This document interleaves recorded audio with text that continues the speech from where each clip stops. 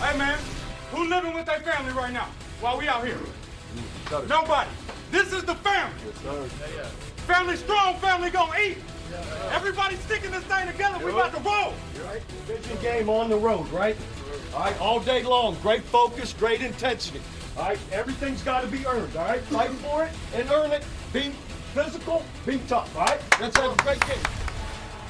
Bob Stoops and the Dallas Renegades are ready to go into the Dragons' lair as they visit the Seattle Dragons here in Week 3 of the XFL on Fox.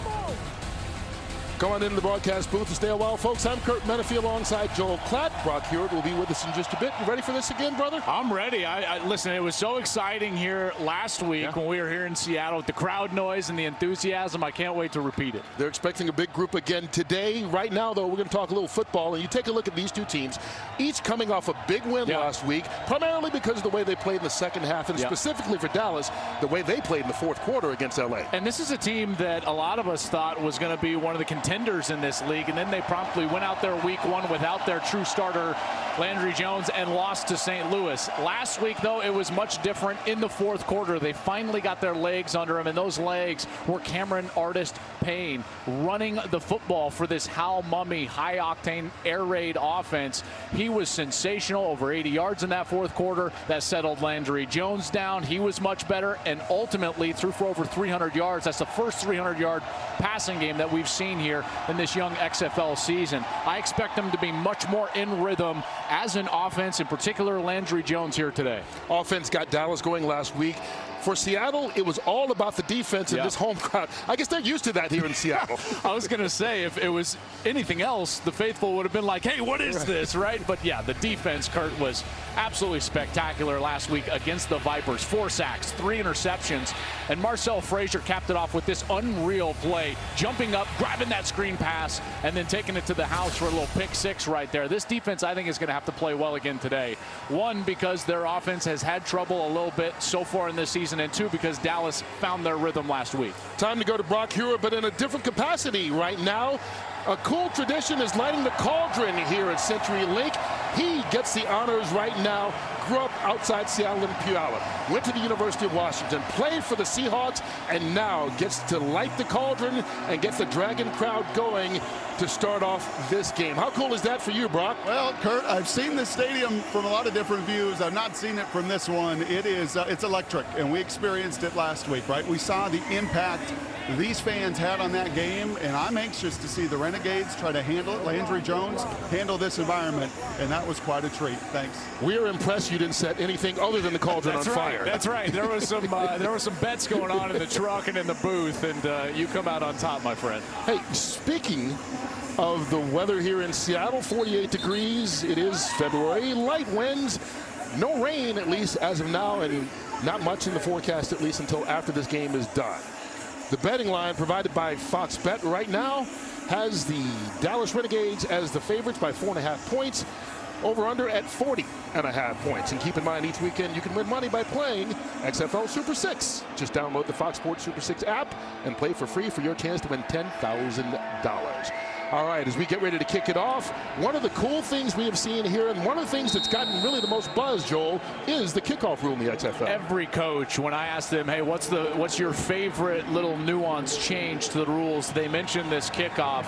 And I'm expecting, as this season grows, that we're going to start to see little wrinkles from these special teams plays, some reverses, things like that.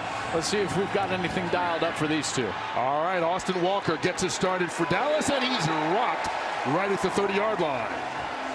And so that's where we will get our first look at Dallas, led by Landry Jones, and you mentioned 300 yards passing, particularly sharp in the fourth quarter last week. Here is really one of the faces of the XFL, and he has been a long-time NFL backup for Pittsburgh. He signed here with his old college head coach, Bob Stoops, and he was injured in the very first play of the very first practice, and so he did not have much time to get ready. That's in large part why he struggled early last week against Los Angeles, but as he got more comfortable, you could tell he settled in and played very well. And had a full week of practice. Starts with a little shuffle pass. to get the game begun. Lance Dunbar, the former Dallas Cowboy, with a short pickup. And their backs overall, Kurt, are a couple of guys that they really like. Lance Dunbar, you saw right there. Cameron Artis-Payne, who had the big fourth quarter. He's going to be in the ball game right now, number 34. That offensive line they really believe in, but make no mistake, this Mummy offense, the air raid offense, they want to put the ball up. Out of the backfield, Artis-Payne around the corner, but not much more. Out of bounds right across the 35, maybe at the 36. And this Seattle defense, as we mentioned already, played so well. They fly around, swarm to the football. They're very good in terms of their structure, knowing where they need to be lined up and then rallying up and making the tackle. The guy I want to draw your eye to, number 59, Steven Johnson. He's a guy who played his college football at Kansas. He leads the XFL right now in total tackles with 19. Movement early here on third down. Will stop. Looks like the defense kind of drew the offense off there. I feel like this one probably is encroachment. False start. Offense number 65. 5-yard penalty. Still third down. The movement certainly took place on the defensive line. Now, if he didn't get into the neutral zone, then the offense then can't move. That's a tough one for Alex Balducci, number 65, because the defensive line certainly moved. They flinched. And that's what drew Balducci off. And remember now, Brock already mentioned it, the crowd noise. It was a factor last week for Tampa, and it's already now a factor for Dallas. Yeah, this is a long third down now. 3rd and 9.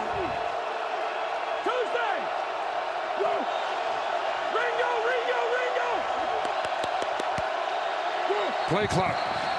Ran out on him. Did they get a timeout? Delay of game. No. Offense. 5-yard penalty. Still third down. All right, so they had a 3rd and 4.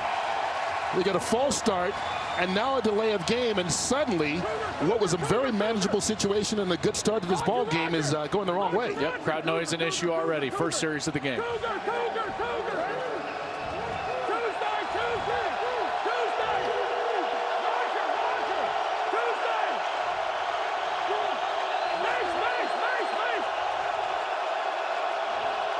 Still looking to get it to the 40. Out of the backfield, absolutely nowhere to go. Steven Johnson wrapping up Cameron Artis-Payne almost as quickly as he got the football. And this is just an excellent job. Watch as Steven Johnson's in man coverage. And here he is right here. He's the linebacker right there. And he's just going to quickly read what's going on. Eyes all over the back, and he just swings right out there. Landry Jones panics a little bit in the pocket there, gets it rid. Maybe a little hair early, but Jim Zorn knows who the real winner of that series was, and that was this crowd with that noise that made it tough on Dallas. All right, so Drew Gallitz, number 2 in punting in the XFL. Has plenty of leg room, but doesn't get a great kick. Austin Prohl gets wrapped up almost immediately. But still really good starting field position for Brandon Silvers in this Dragons offense. Brandon Silvers last week had a bum ankle, Kurt, and he did not get many practice reps at all. And then he faced one of the top defenses in the league, at least up to that point, which was that Tampa Bay Vipers defense, which is a very difficult structure to recognize from that back end. So the lack of practice time really affected his play last week. I expect him to be much better today. Got a full week of practice. And getting an opportunity to start now from the 43-yard line. Hey, 48. Hey, check it. Same. Go. 280. 280. False start called on Seattle. False start. Offense number 81. 5-yard penalty. Still first down. On the tight end, Colin Jeter. Just trying to use a little bit of a kind of a dummy cadence there, and it drew his own guys off. Hey, 22 plant. 22 plant. On one. Ready? Hey, catch 93. Catch 93. That's a pop. That's a pop. Hey, here we go. Go. Hey, 280. 280. Get it off cleanly this time. Jaquan Gardner. And Gardner's tripped up in the backfield, falls forward. Ray Davison with the stop. This Seattle offense among the offensive linemen, big addition this week. Dylan Day back from injury, did not play last week. He's the center right there in the middle. And then in the skill positions, it's really Austin Proles and Keenan Reynolds. Those are the guys that they really trust in the back end. Keenan Reynolds is the guy that they try to target quite a bit. And here on a second down, I would not be shocked if they go Prohl or Keenan Reynolds right away. Quick pass, and that's Alonzo Moore instead. Breaks the tackle and picks up a first down. There's Alonzo Moore, played his college football at Nebraska, and it's just a quick slant. Watch as he sets outside, then he gets inside there, and he beats the corner. That's Treston Deku, played at Oregon State. Easy slant pass for Silvers, and good execution there for a first down. Gain of 15 yards on the play. Into Dallas territory. Set. Go. Blue 80. Blue 80. Hut. Empty backfield. Draw play. Silvers. I don't think that run will go on his highlight reel. Almost like a busted play. This defense, though, really led by Deron Smith, the safety, number 31, Greer Martini, number 48. Hey, pro. And they've got a big job for Chris Woods, the defensive coordinator. He was a coordinator in small college football and an analyst for Stoops at Oklahoma before getting this job. Worked with him there and was at the University of Kansas the last couple of years. Got the call from Bob Stoops when Stoops got the head coaching job here with the Dallas Renegades. Silvers over the middle and caught by the tight end Connor Hamlet. And Hamlet going to be about a yard short of the first down marker. Good series here, good rhythm from Silvers, Jim Zorn, everybody here for Seattle. F left, 51 Bob. Tribe right, F left, 51 Bob. Snap it when he's moving. Georgia, 51 Bob. Hey, 48. This F left, that's the motion, so he wants him to snap this when the motion is still moving. He doesn't want him to get set. There he goes, good snap. And they hand it off. Kenneth Farrell. And Farrell got enough for the first down. And you see, they consider their running backs basically interchangeable. Yeah, and all three of them ran so well last week in that win over Tampa Bay as they move the chains now, and the faithful are letting them hear how they're playing. Farrell, Williams, Jaquan Gardner, they all had over 10 carries each. And really, Kurt was the catalyst to them coming back along with the defense and getting that win. Yeah, they ran 50 plays on offense last week. 31 of them were runs. So they don't mind grinding and, I guess you'd be grounding and pounding. Yeah, ground and pound. Here's Gardner back in and just lowers his shoulder. Give him 6. Boy, this run game was so good. Zorn knows it, wants to establish it. Jim Zorn, the head coach of the Dragons, also calling the plays on offense. As for the third game in a row, his offensive coordinator, Mike Riley, missing because of a family situation. No, hey, where you going? Chill. Hey, push your leg. Bingo, go. Play fake. Silvers pulls it down. Forced to, and he gets a yard on the play, and that's good enough for the first down. Boy, he wanted to throw that, but Deshaun Phillips got right in the throwing lane. Yeah, the little RPO, and he makes a great decision to pull that ball down, and this defense is going to have to make an adjustment. There's Deron Smith, the safety, and Silvers both mic'd up today. On one, ready. Stop left. 46. Hey, stop left. Hey, stop left. Yeah. Hey, boss. Hey, boss. Go. Bingo, go! Gardner, nowhere to go. Maybe about a foot. Asante Brown in there on the stop, and you know, you take a look. We've seen a lot of motion here from their tight ends, moving around. Is this typical for this Jim Zorn offense? Well, what they're trying to do is really establish that run game, and the way that you do that is you make it difficult on the defense to establish strength. You know, it's really hard when you just come out and you're static and you try to run the football. That allows them to line up, know where you're trying to attack them. Changing that strength is very beneficial to the offense. Here's Silvers going towards the end zone. Gardner one-hands it, but he was out of bounds, incomplete. That was just such good coverage by number 48, Greer Martini. Played his college football at Notre Dame. Very good player. Watch here. He's just going to take, and he's going to take the back out of the backfield and man coverage, and then see him how he forces him all the way to the sideline. He used the sideline as an extra defender. There's nowhere to throw the football right there. He's not contacting him. He's just kind of riding him out, using that sideline to his advantage, and he does it beautifully. Bingo, bingo, go. On 3rd and 10, Silvers towards the end zone, Pro, touchdown Dragons.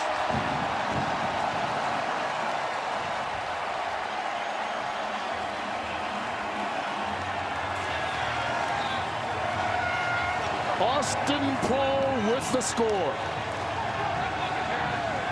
How about this from Brandon Silvers? You talk about some courage to stand in the pocket. He's going to get hit by 3 guys. Watch right here. He's just going to retreat just a hair to his left. And you're going to see 3 Renegades right here come free, and they're going to hit him, and he stands in there tall, delivers a beautiful ball right down the middle of the field, perfectly thrown, and Austin Prohl goes up there and makes a terrific catch in the end zone. That is a quality series on the opening drive of the game for these Seattle Dragons. And they decide to go for 2. Remember, 1, 2, or 3 points. It's your choice. For the 5-yard line, this will be worth 2 points if they get it. Bingo, bingo, go. Silvers, quick pass. Broken up, incomplete, intended for Keenan Reynolds.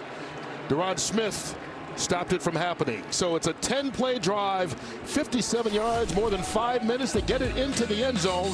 1 possession, 1 score for the Dragons, and they lead it 6-0.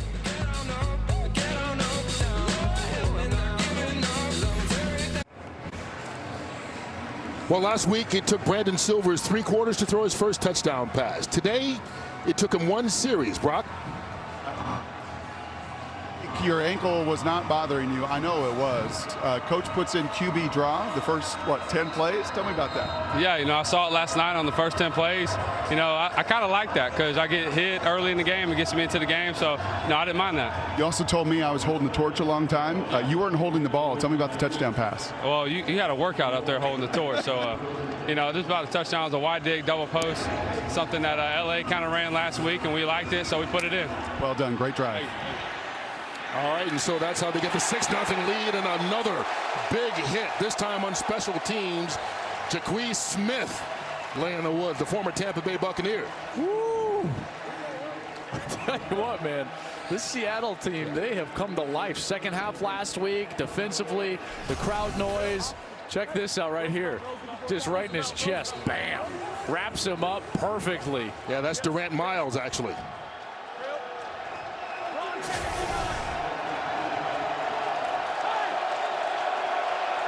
So backed up inside their own 20 at the 18-yard line. Short pass, Cameron Artis-Payne, and Payne gets just across the line of scrimmage and not much more before Steve Williams made the stop. Hal Mumme, offensive coordinator. Let's see what he's got going. Oh, he called it too quick. I do know that he loves his backs and he loves throwing to his backs. 4 pass attempts on the first 4 plays. Every single one of those targeted a running back so far in this offense.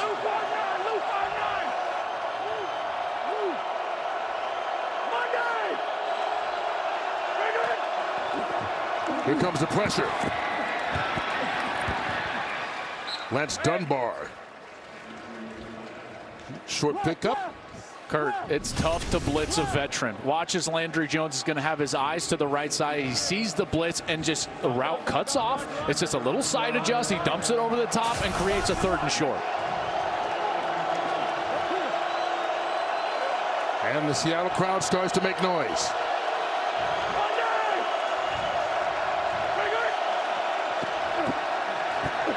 Up top, needing a yard, they don't get it. Tried to connect with his 6'8" tight end, and there's a flag late. Donald Parham, the intended receiver, Jeremy Clark on the coverage. Pass interference. Defense number 34. Ball be placed at the spot of the foul. Automatic first down. Wow. I thought that was pretty good coverage there from Clark. I guess the back judge threw that. It wasn't a side judge, and the back judge from his angle, I would guess, thought that he pulled that left arm back and tried to use that to draw even, but Jeremy Clark, he is playing very well for the Seattle team. He was one of the guys that was a defensive star for them last week, had 2 pass breakups and an interception in that win over the Vipers. And while every play is reviewable here in the XFL, pass interference is not one of those plays that you can overturn. So a first down from the 47, broken up. There's Steve Williams. Let's go back to Load Bluff. Load Bluff, blue, Load Bluff. This air raid system is legendary for its simple play calls. You don't get all that language that you get with other offenses. How does it help you as a quarterback? It's just simpler, everything about it. They only have a few number of concepts, which means that you're going to know exactly what your reads are. There's very little to think about, and you can focus on what the defense is doing. Gives you more time, apparently, at the line of scrimmage to change the play as well. Just getting that one off. To no avail, Lance Dunbar. Hit in the backfield once again, Steven Johnson. Let's go 61 chair. Open flip, 61 chair. Dog, Roger. Roger.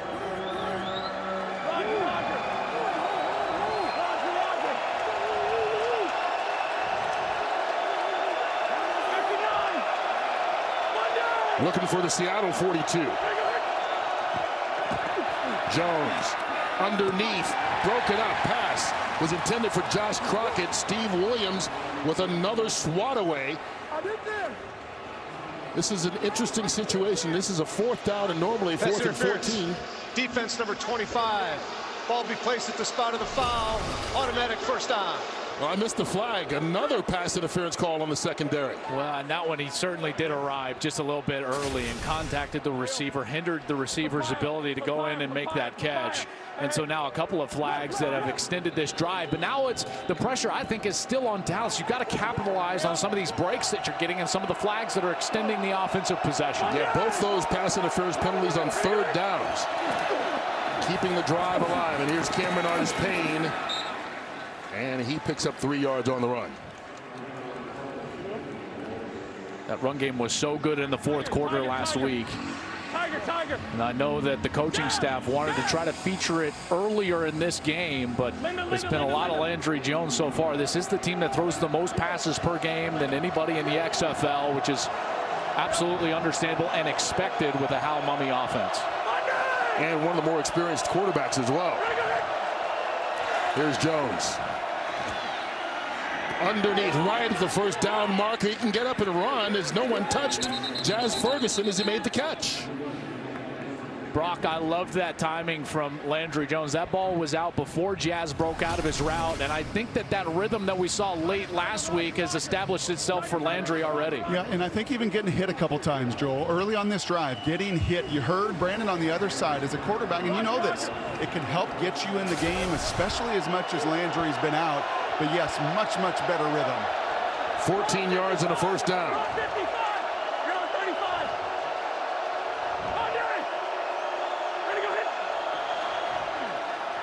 Jones over the middle.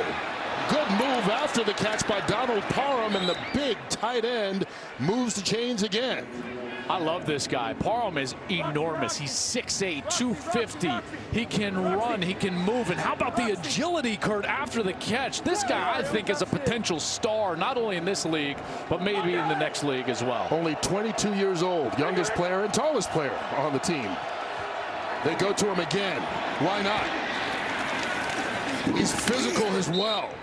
Good yards after the catch. Gain of 8. Brock, one of the toughest things to do is throw the ball short over the middle, but not when you're throwing to 6'8". Watch as Landry can just dump this off right at his face mask. It's over everybody. Yeah, he is gigantic. We're watching him in warm-ups. Throw in Jazz Ferguson at the bottom of the field here as well. 6'8", 6'5". You love throwing the big targets. Jones looking left. Oh, through the hands, in and out. Jeff Badette couldn't bring it in. Badette, also an Oklahoma product, playing for Bob Stoops, his former head coach, like Landry is. Bob Stoops, head coach here for the Renegades, one of the most successful college football coaches that we've had. in the history of that sport. All-time winningest coach at the University of Oklahoma. That's saying something. Not a bad program to mine players out of either. Here's Jones. Here comes the pressure. Underneath, good job reaching out and pulling it in, Flynn Nagel. And that's good enough for another first down. Yeah, and I knew it was a matter of time for Landry Jones. Last week was his first playing time in 777 days, and it was a matter of time. You know, the whole storyline of, oh, he struggled. I mean, he hadn't played. He hadn't practiced. This is the rhythm that I was expecting for Landry Jones, and number 12 has established that here early. 11-yard gain. Here comes the blitz. They spot it. Ball pops out after the catch. Sean Price had it, and it looked like he fumbled. Ruling on the field is an incomplete pass. But they call it an incomplete pass, and this may be one that the replay booth wants to take a look at. Yeah, I think that they're going to have to look at this because he's going to have to establish control, then an element of time, which allows for a football move. And I think because he bobbled it, Kurt, right away, there wasn't that element of time post-control that would establish him in a posture to make a football move, and so I think that was the correct call. Here we go towards the end zone. Too high for even the 6'8" Barb. I like that thought, though. I really like that thought, trying to sneak him just vertically right up the seam of that defense, and Landry just overshot him.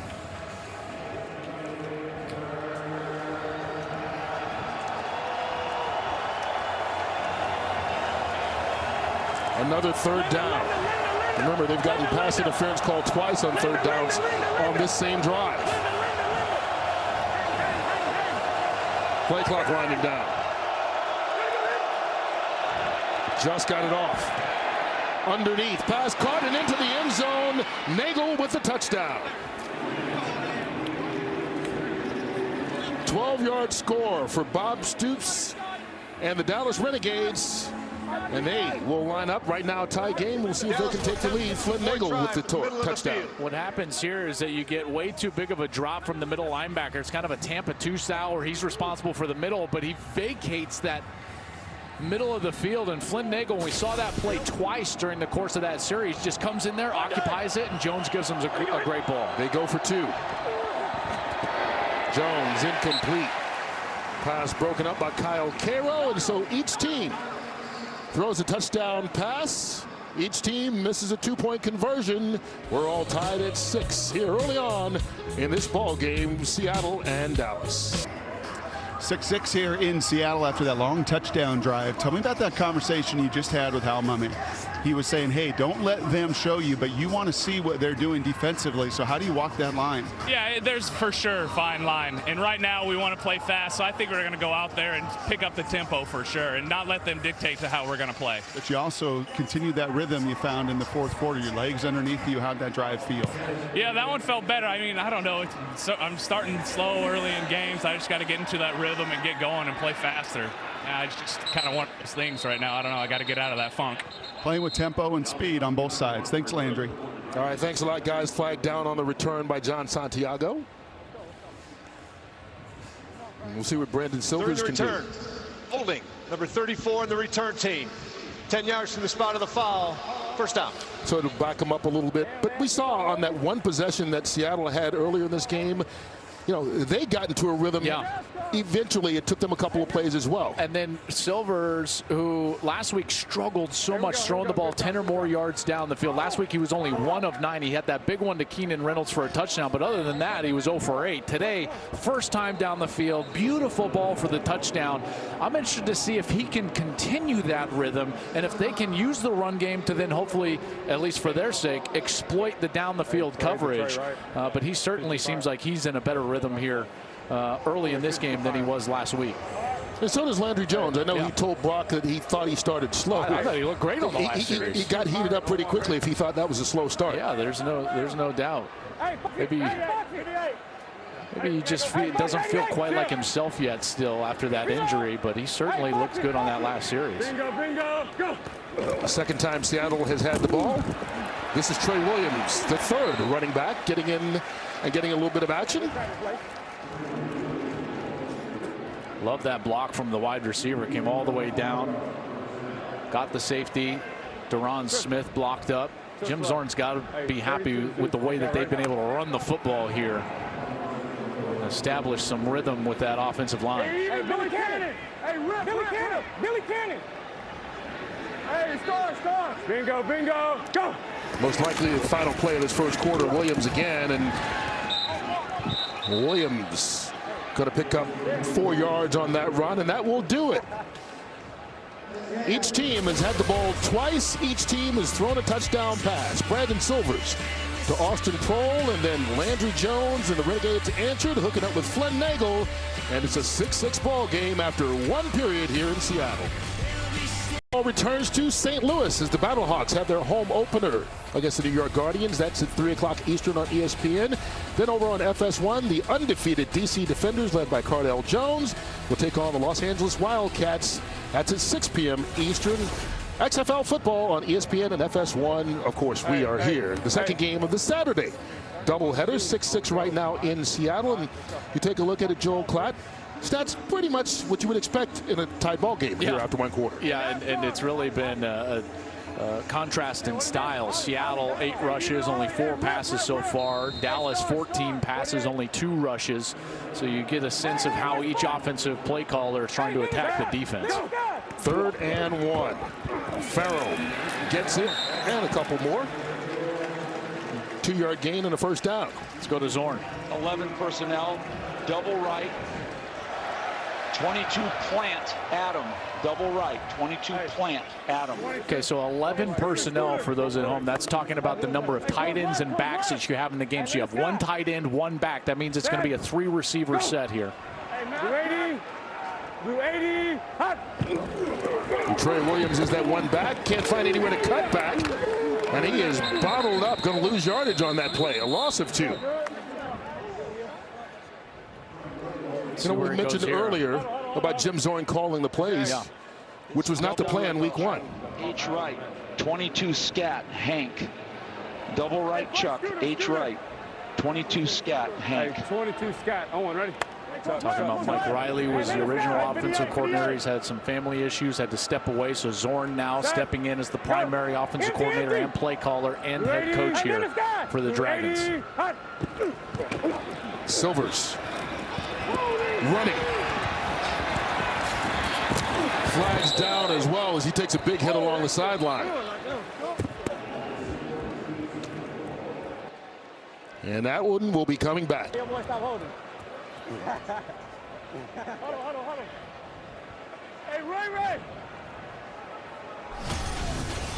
Looks like Holding. Offense number 77. 10-yard penalty. Repeat second down. It's Quintarius Eatman. Played his college football at South Florida. He played in Canada for the Hamilton Tiger Cats. Undrafted free agent by Oakland back in 2015.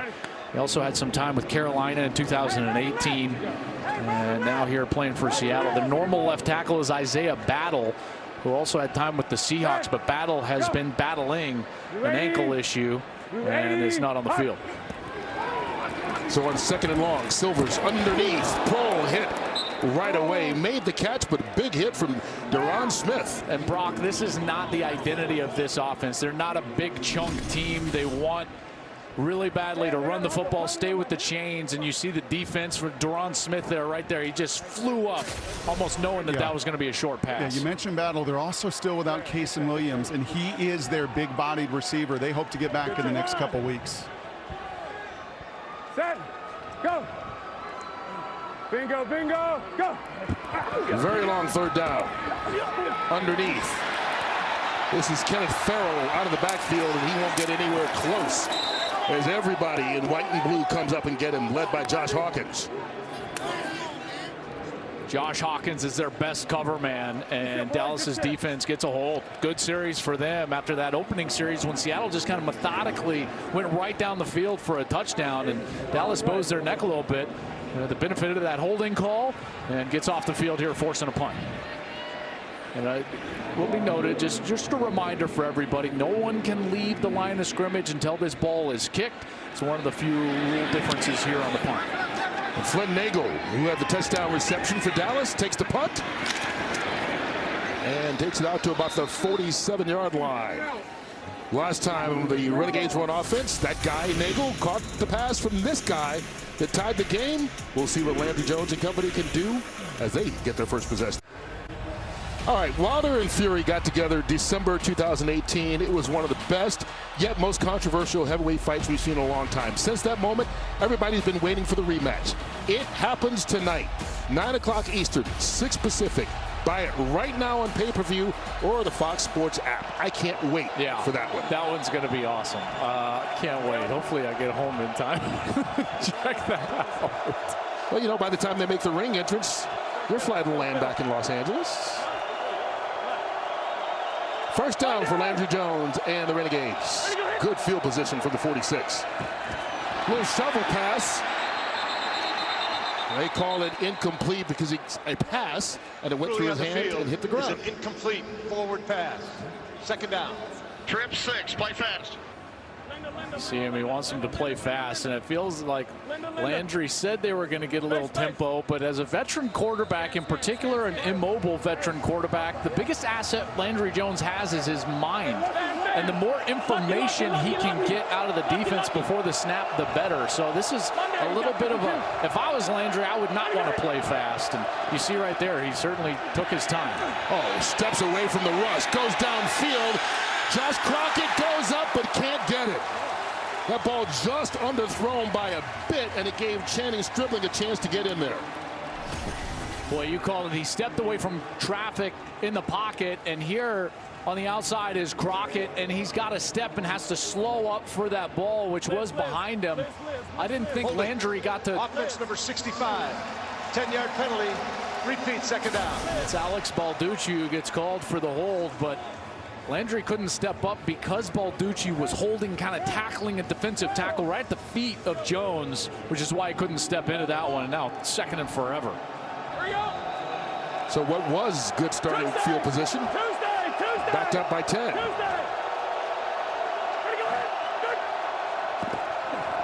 Here comes the pressure. Jones to Dunbar out of the backfield. Lance Dunbar cuts it back and picks up 8 of the 10 they lost on the penalty. Big third down here. Dog.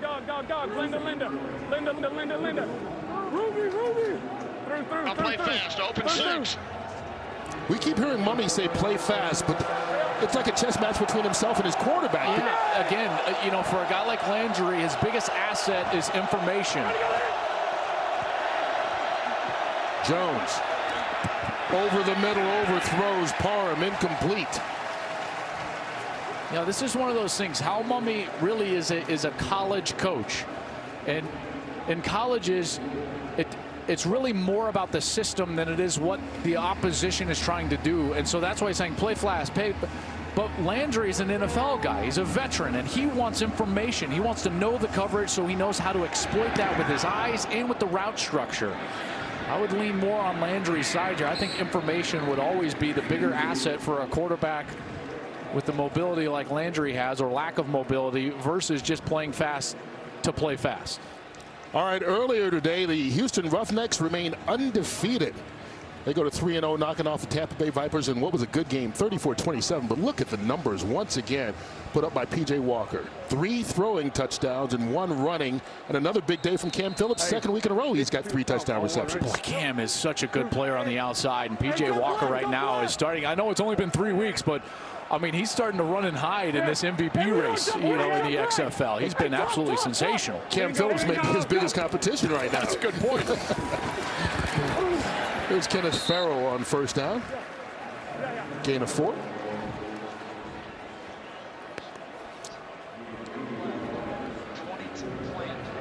Trips right. Oh, 11. Trips right.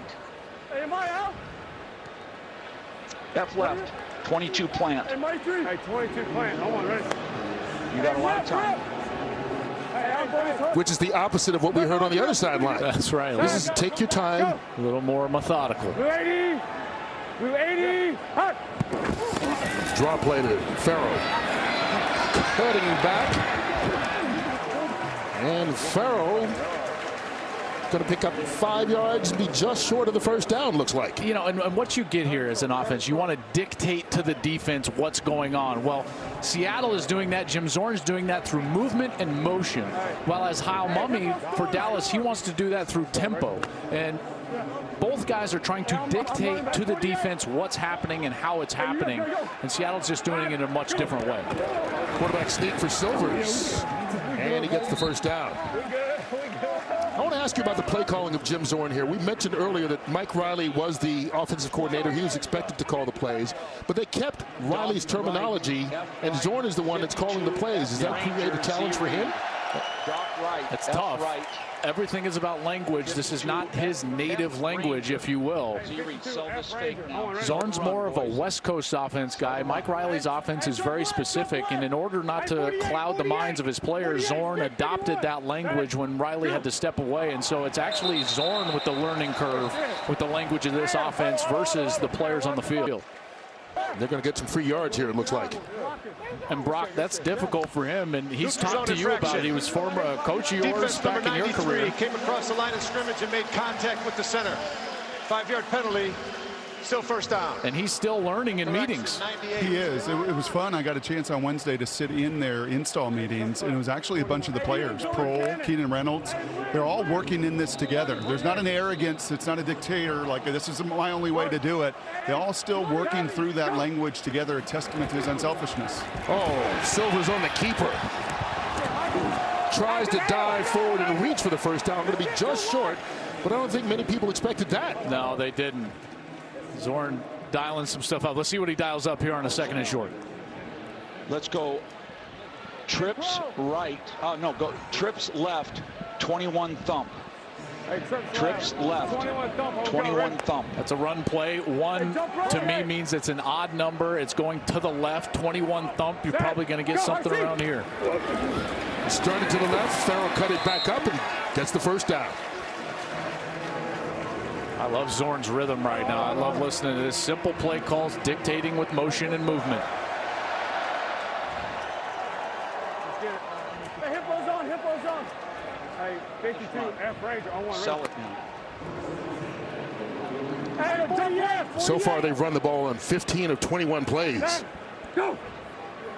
Lady. They fake it. Silvers fires that one and is picked off. Off target, right into the chest of Josh Hawkins. There's a late flag as well. And some pushing and shoving going on, and another flag comes out.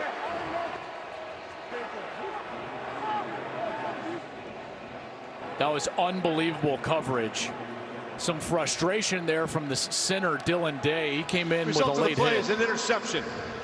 There are 2 fouls on the play, after the play, 1 by each team.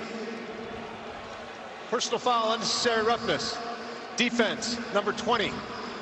Personal foul, unnecessary roughness, defense, number 58. Those penalties offset. First down. And so a turnover. First of the ball game. Brandon Silvers put everything he could into this one. He was just way off target.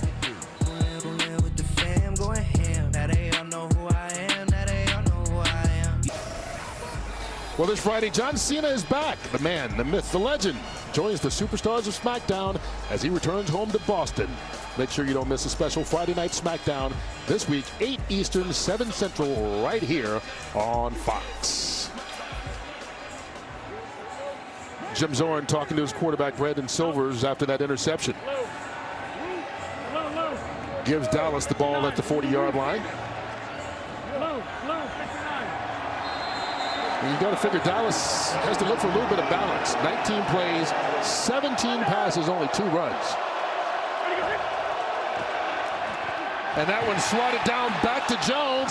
You can throw 2 forward passes in this league, and he does, and connects with Lance Dunbar. Unbelievable savvy from Landry Jones. Hop Stoops loves it.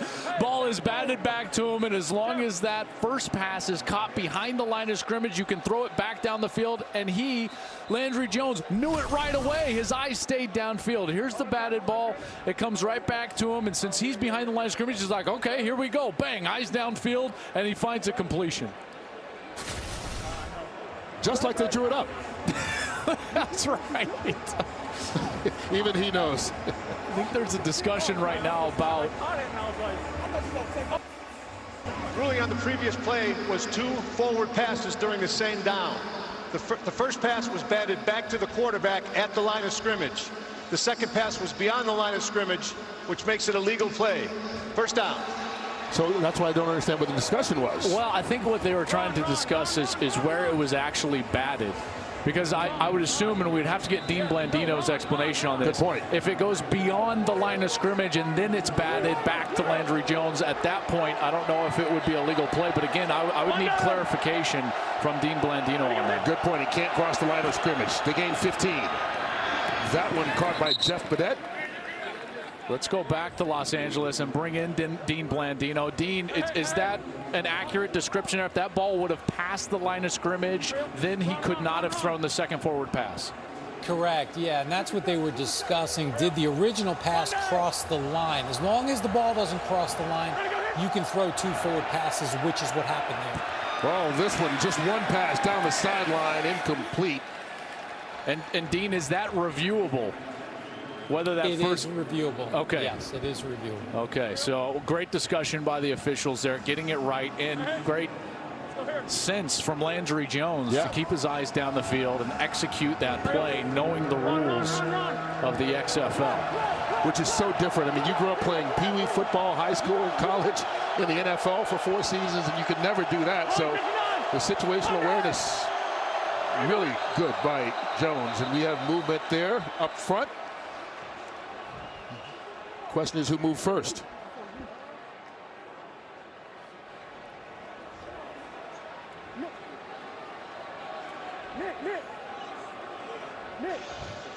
Ball start. Offense number 61. 5-yard penalty. Still third down. They call that on the center, Marquise Shakir.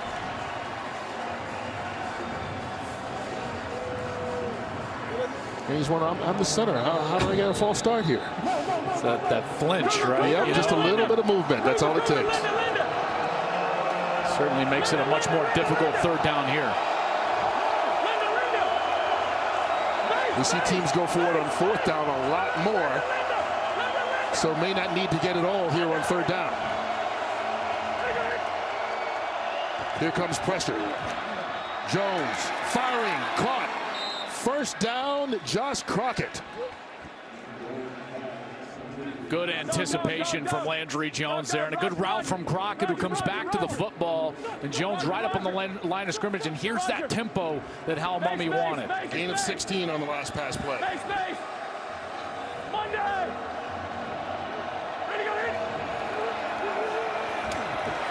Jones got a man over the middle, Flynn in and out of his hands, and intercepted.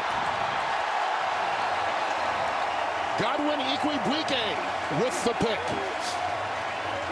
And Flynn Nagel just couldn't corral that one in. It was coming with a bit of smoke right through his fingers and into the arms of Ikwebuike. And I thought it was great coverage, too. Watch this, Steven Johnson, number 59. He's going to be running right down the middle of the field. This is a linebacker here, matched up on a wide receiver, and he's right there. That's such a tight window to throw the ball for Landry Jones, and because of that, it's tipped up. You see that left hand in there as well, and Ikwebuike comes away with it on the tip drill. And the Seattle defense, again, Kurt, just like they did last week against the Vipers, coming up big here with another turnover. Oh, the mask, the Dragons mask. Oh, the turnover mask. Charge timeout. Makes its way. Seattle, this is their first. All right, Seattle takes a timeout, and We saw that come out last week when they had the 3 turnovers, and Ikwe gets it first today. But how many times, Steven Johnson, have we called his name? I mean, he's batted that ball that Landry wound up throwing again. Back in coverage this time. We've seen him put pressure. This is a guy who played in the NFL for several seasons, 3 years with the Denver Broncos. But he's shown the ability, comes in leading the league in tackles, that he may be among the best defensive players in all the XFL. Brock, you're with him. He's been playing great. Yeah, I think that's an understatement. Hey, Steven, take me in that last play. How do you know that ball was screaming by your head?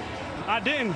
I was just playing my technique, and I seen his hands go up, and I split them, and then 3-5 made the play. That's how we play, man. We play together, man. We a team. You know what I'm saying? I did my job, batted the ball in the air, tips and overthrows. You got to have those. Tips and overthrows. Got to have it. Thanks. I love it, and what a great story is. He's going to turn 32, like you mentioned, kind of a veteran guy. Didn't really have a lot of offers out of high school. Ended up walking on at Kansas. And then a great story here. One of his teammates and roommates at Kansas was an undrafted player that was having a lot of success in Denver named Chris Harris Jr., and he convinced the Broncos, hey, you got to look at this guy. He was my college roommate, and that's how he wound up in Denver, played for a couple of years there, now finds himself in the XFL. He's the league's leader with 19 tackles coming into this week, and that was just such brilliant coverage. And like he said, he didn't see the ball, but what does he do? Trust his coaching and his technique. He puts his hand right through the hands of the wide receiver, and he gets a tip. And so after the penalty, the Dragons take over following the pick. Deep in their own territory, high pass pulled in by Austin Prohl. And Prohl out across the 15-yard line. Trey Watson with the tackle. Really important that this offense can get a couple of first downs and try to change the field position here. This is a really good ball from Silvers right up at the face mask. An even better catch there. I'll tell you what, Austin Prohl is a really sure-handed guy. They trust him a lot, in particular in the middle of the field. Son of Ricky Prohl, played 17 seasons in the NFL. And Traquan Gardner on second down. I want to go back to the coach-quarterback communication after the pick on the last series. Listen to Jim Zorn talking to Brandon Silvers.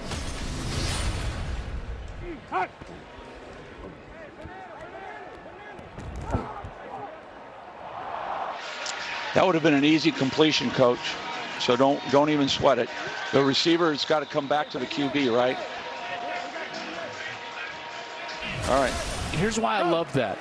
And coaches out there of all levels, listen to me right here. Coach with information, not volume. Keenan Reynolds, first down. Settles his quarterback down. Now Silver stays in rhythm, and he's like, don't worry about it. Here's what happened. Your wide receiver didn't come in. Not your issue. We'll go back out there and try to execute better on the next series. And what does he do here on the next series? He comes out here, and he's the same guy. He's able to throw on time. He's delivered a couple of accurate passes, and they've got those couple of first downs that I talked about them needing to change the field position here after being backed up. 9 yards out to the 27-yard line. Gardner, pardon me, is Trey Williams with the carry. Trips right beta. Trips right beta. 22 scat level dragon. You run a flat. Remember, it's not just the quarterback. All the players at the skill positions have microphones in their helmet. Go. 80, 80, hot. Tipped at the line of scrimmage, falls incomplete. I think it was Tony Garrard who got a hand in there. I think it was. He does a great job. He's working his way up the field. Didn't get there, so just jumps up and gets the ball batted down. Oh, hit him in the helmet. Get that short throw. That's when you're proud of your hat size. You have a big head like that, knocks down passes. Whatever it takes, right? That's right. Set, go. Bingo, bingo, go. Silver's on third down. Austin Prohl with the catch. Another big conversion. And so far in this game, the Dragons are 6 for 7 on third downs. 29 on that one. And the courage again. He's going to get hit in the pocket. He gets hit by a couple of players and delivers an absolute dime. Great coverage in the back end by Treston Deku, and an even better throw. And that'll take us to the 2-minute warning. How about that throw from Brandon Silvers, marching the ball down the field. Last 2 minutes.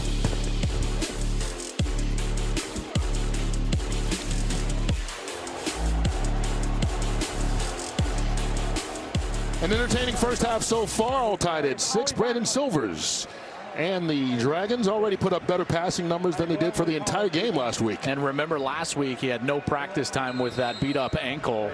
And now he's got a week of practice, and we've seen him run a couple of times, so they're using some of that mobility. This one right here, I get the sense Brock letting us know it might be a little zone read here. And he hands it off instead. Daquan Gardner. Big run for Gardner. Gain of 12, maybe 13. Regardless, it moves the chains. That run game hadn't really done much in the first quarter, and even in the second quarter. It was so good last week, in particular in the second half, and there they finally popped one in the middle of that offensive line.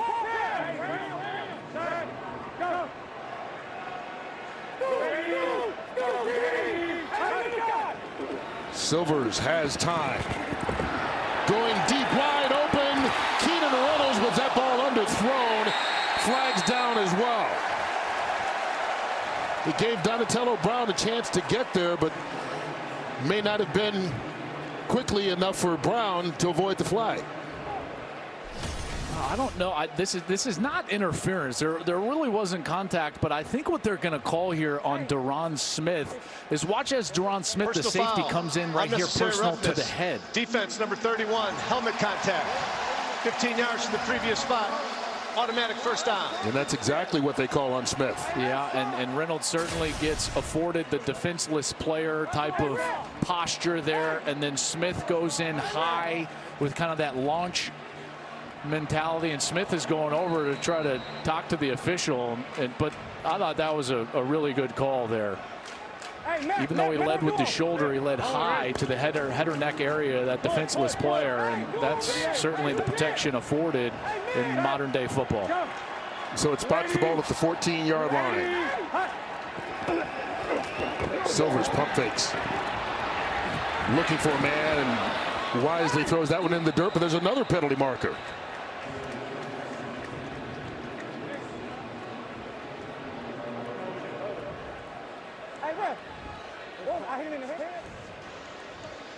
Ineligible receiver downfield. Offense number 73. 5-yard penalty. Still first down. Ruling on the field's an incomplete pass. It's interesting here. That was a run play, and so the offensive line was just blocking the run. He went 3 yards or more, and all right, here gets we go. That call. Let's go. Motion home. Trips right. 21 scat. H jerk.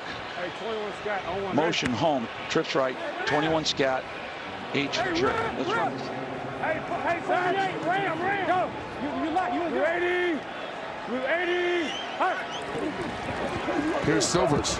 Over the middle, into the end zone. Kenneth Farrell with the touchdown.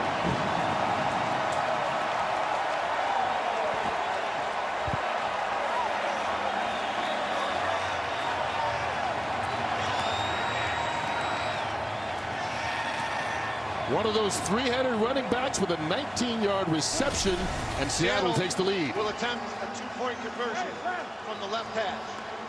What a great route. That's the jerk route. So you give him that underneath look like he's going to run across the field, and then he just straightens up, goes right up the field. Really tough cover right there for Micah Abernathy, and a terrific ball from Silvers. What a great route. Farrow is a guy, he's kind of a jack of all trades. He was banged up a little bit with some ribs earlier in the week, but he comes out here and makes a great catch there.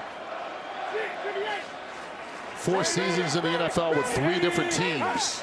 Taking advantage of his XFL opportunity so far this season, as the 2-point conversion attempt falls incomplete, intended for Prohl. But another touchdown pass for Brandon Silvers and this Seattle offense. Remember, this came off the turnover and started at their own 12-yard line. Yeah, and also I'll go back to that wonderful sound we had of Zorn talking to Silvers before that series about the interception on the previous series. And Brock, as you know, when you got a quarterback that you can settle down, get him some confidence, it allows him to throw great passes like he did to Farrell for the touchdown. Yeah, there's no question, and I love it. That's H jerk, huh? Yes, That's sir. your route? What's a jerk? Man, you know, we suck the linebackers up a little bit and pop it to the back of the end zone. We worked on it all week at practice, hit it in the game. When did you know that ball's coming your way? Soon as I break, I see the safety break down. We to the back free, put it on me, and we're going to win. And you're questionable to play today. Why are you out here? You say what? You're questionable to play today, banged up a little bit this week. Why are you playing? Oh, squad out here. We all out here. Every time. Got to go. He was questionable with some injured ribs, but here's a guy who's played with injuries before. Signed with the Chargers out of college. Yep. Second game of his NFL career, gets into a bad car accident, fractures his collarbone, winds up playing the rest of the season, had 60 carries that season, double digits in catches, and just fought his way through it, wound up playing 3 years with the Chargers. I mean, even last year, he had a shoulder injury when he was playing with in the AAF, and thought that most likely he was going to get back into a camp and wasn't able to do so. Tough guy.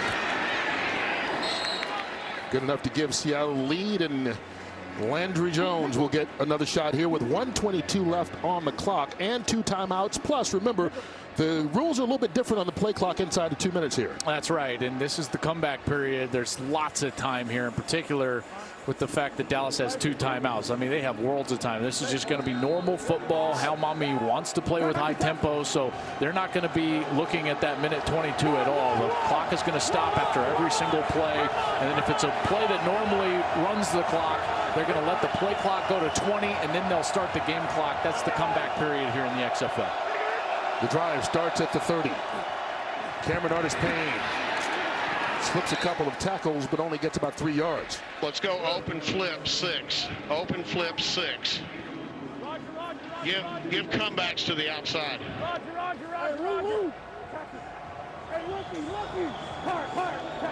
Lucky.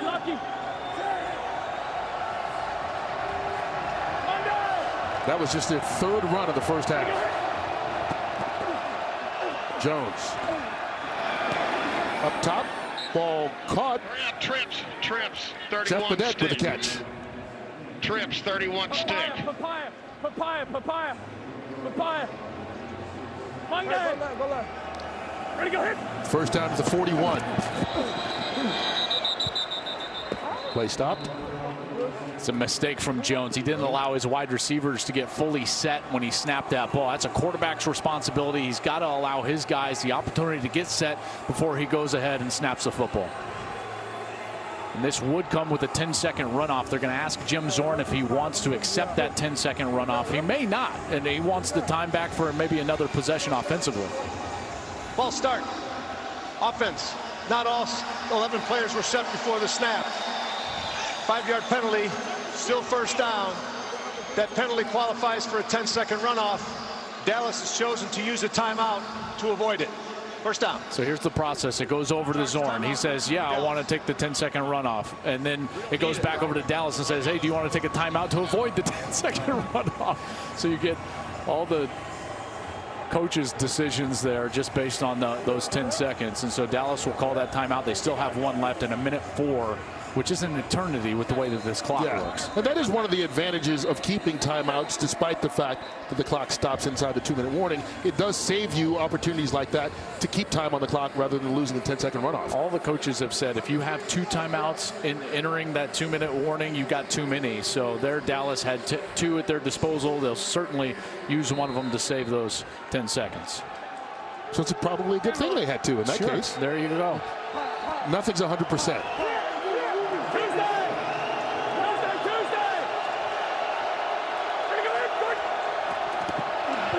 Handoff, Cameron Artis-Payne. They're moving every time. Steven Johnson with another tackle. Landry can't hear the play right now. He's looking over. He wants it. Now he's finally got it, and he's ready to go.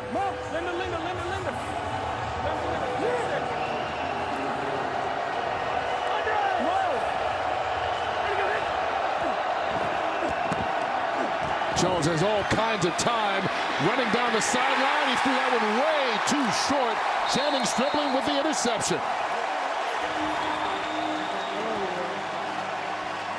I mean, he had Jeff Badette, but didn't get it there.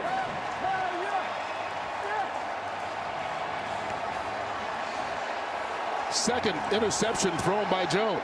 Badette is a speedster, and he certainly needed to get rid of that one, not only on time, but with a lot on it. But there was pressure in his face. The Seattle defense, again, getting the turnover, which means you know the ski mask is coming out. But watch the pressure as it gets into Jones's face. Right here, he can't step all the way through, so he kind of fades away from it. It's certainly short of Badette, who can absolutely fly. And then it's a pick right there as Channing Stribling is there. And Landry Jones, frustrated, knows he made a big mistake there with a lot of time on the clock, a quality drive going. Certainly should have gotten some points out of that series. Was that 59? Steven Johnson again bringing pressure? Guy's flying around. He's one of the best defensive players in this league so far. Bingo, bingo, go. And so Brandon Silvers will try and make something happen. Needs to get rid of that one and just throws it away. There's the turnover mask. 5th interception this season. It's unique, let's say it that way. It's very unique. I gotta tell you, I'm a little claustrophobic. Yeah. You know, so I see that and it gives me the willies. Well, it's the Pacific Northwest. It gets cold here. Yeah, that's you right. know? That's right. As a quarterback, after throwing picks, I wanted the ski mask. Hide that face a little bit. That's right. Nothing to see here. Move along. Go. Bingo, bingo, go. They get it off. Silvers, Moore, caught, and he gets out of bounds, stopping the clock. Dallas is doing a nice job of dropping their coverage back there. Alonzo Moore sees that his quarterback is in trouble, just needs 1 foot in bounds here in the XFL, gets a couple, and it's a completion, makes it a more manageable 3rd down here for his quarterback. 3rd and 5.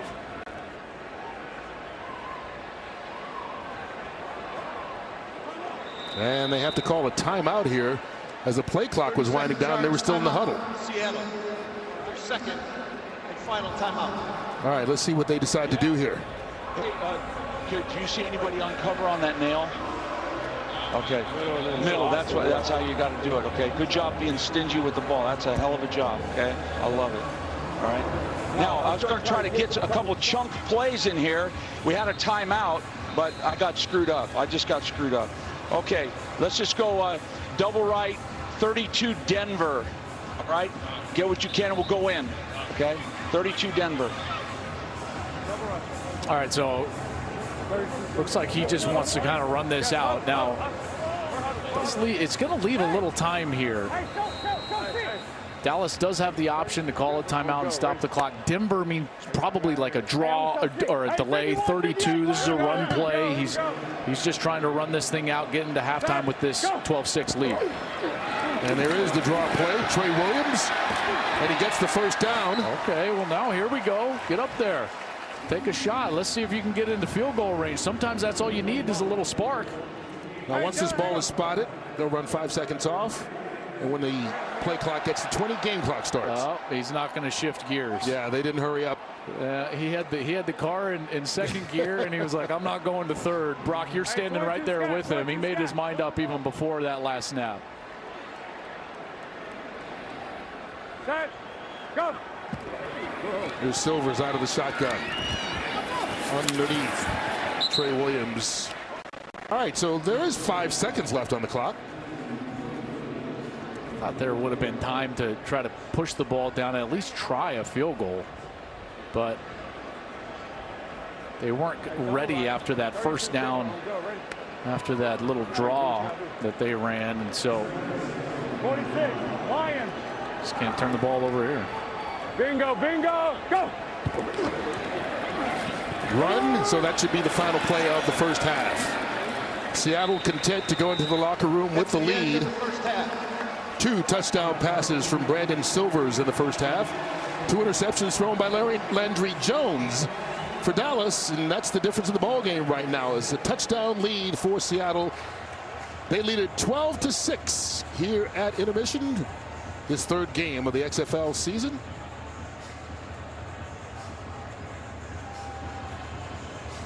Brock Hewitt. With Brandon Silvers, got a couple touchdown passes in that first half. You were able to practice all week. How much of a difference does that make? It makes as much of a difference as you can. So you go out there and practice 3 times a week and not just one. Feel pretty comfortable out here. Biggest thing you saw from them in that first half that maybe you didn't expect, or some adjustments here at halftime? No, I'm seeing everything good. We just got to keep it going. We're up 12-6 right now, so we got another second half going. So we just got to keep pushing and keep scoring points. I know halftime's in a hurry, so get to it. Thanks. Yeah, halftime is a hurry. Only 10 minutes on the clock, so don't go too far. Second half coming your way 10 minutes from now. We'll see if Landry Jones and the Renegades can catch up with Jim Zorn's Seattle Dragons, who lead it 12-6 here at halftime. The XFL on Fox is sponsored by Progressive Insurance. Save when you bundle auto, home, or motorcycle insurance.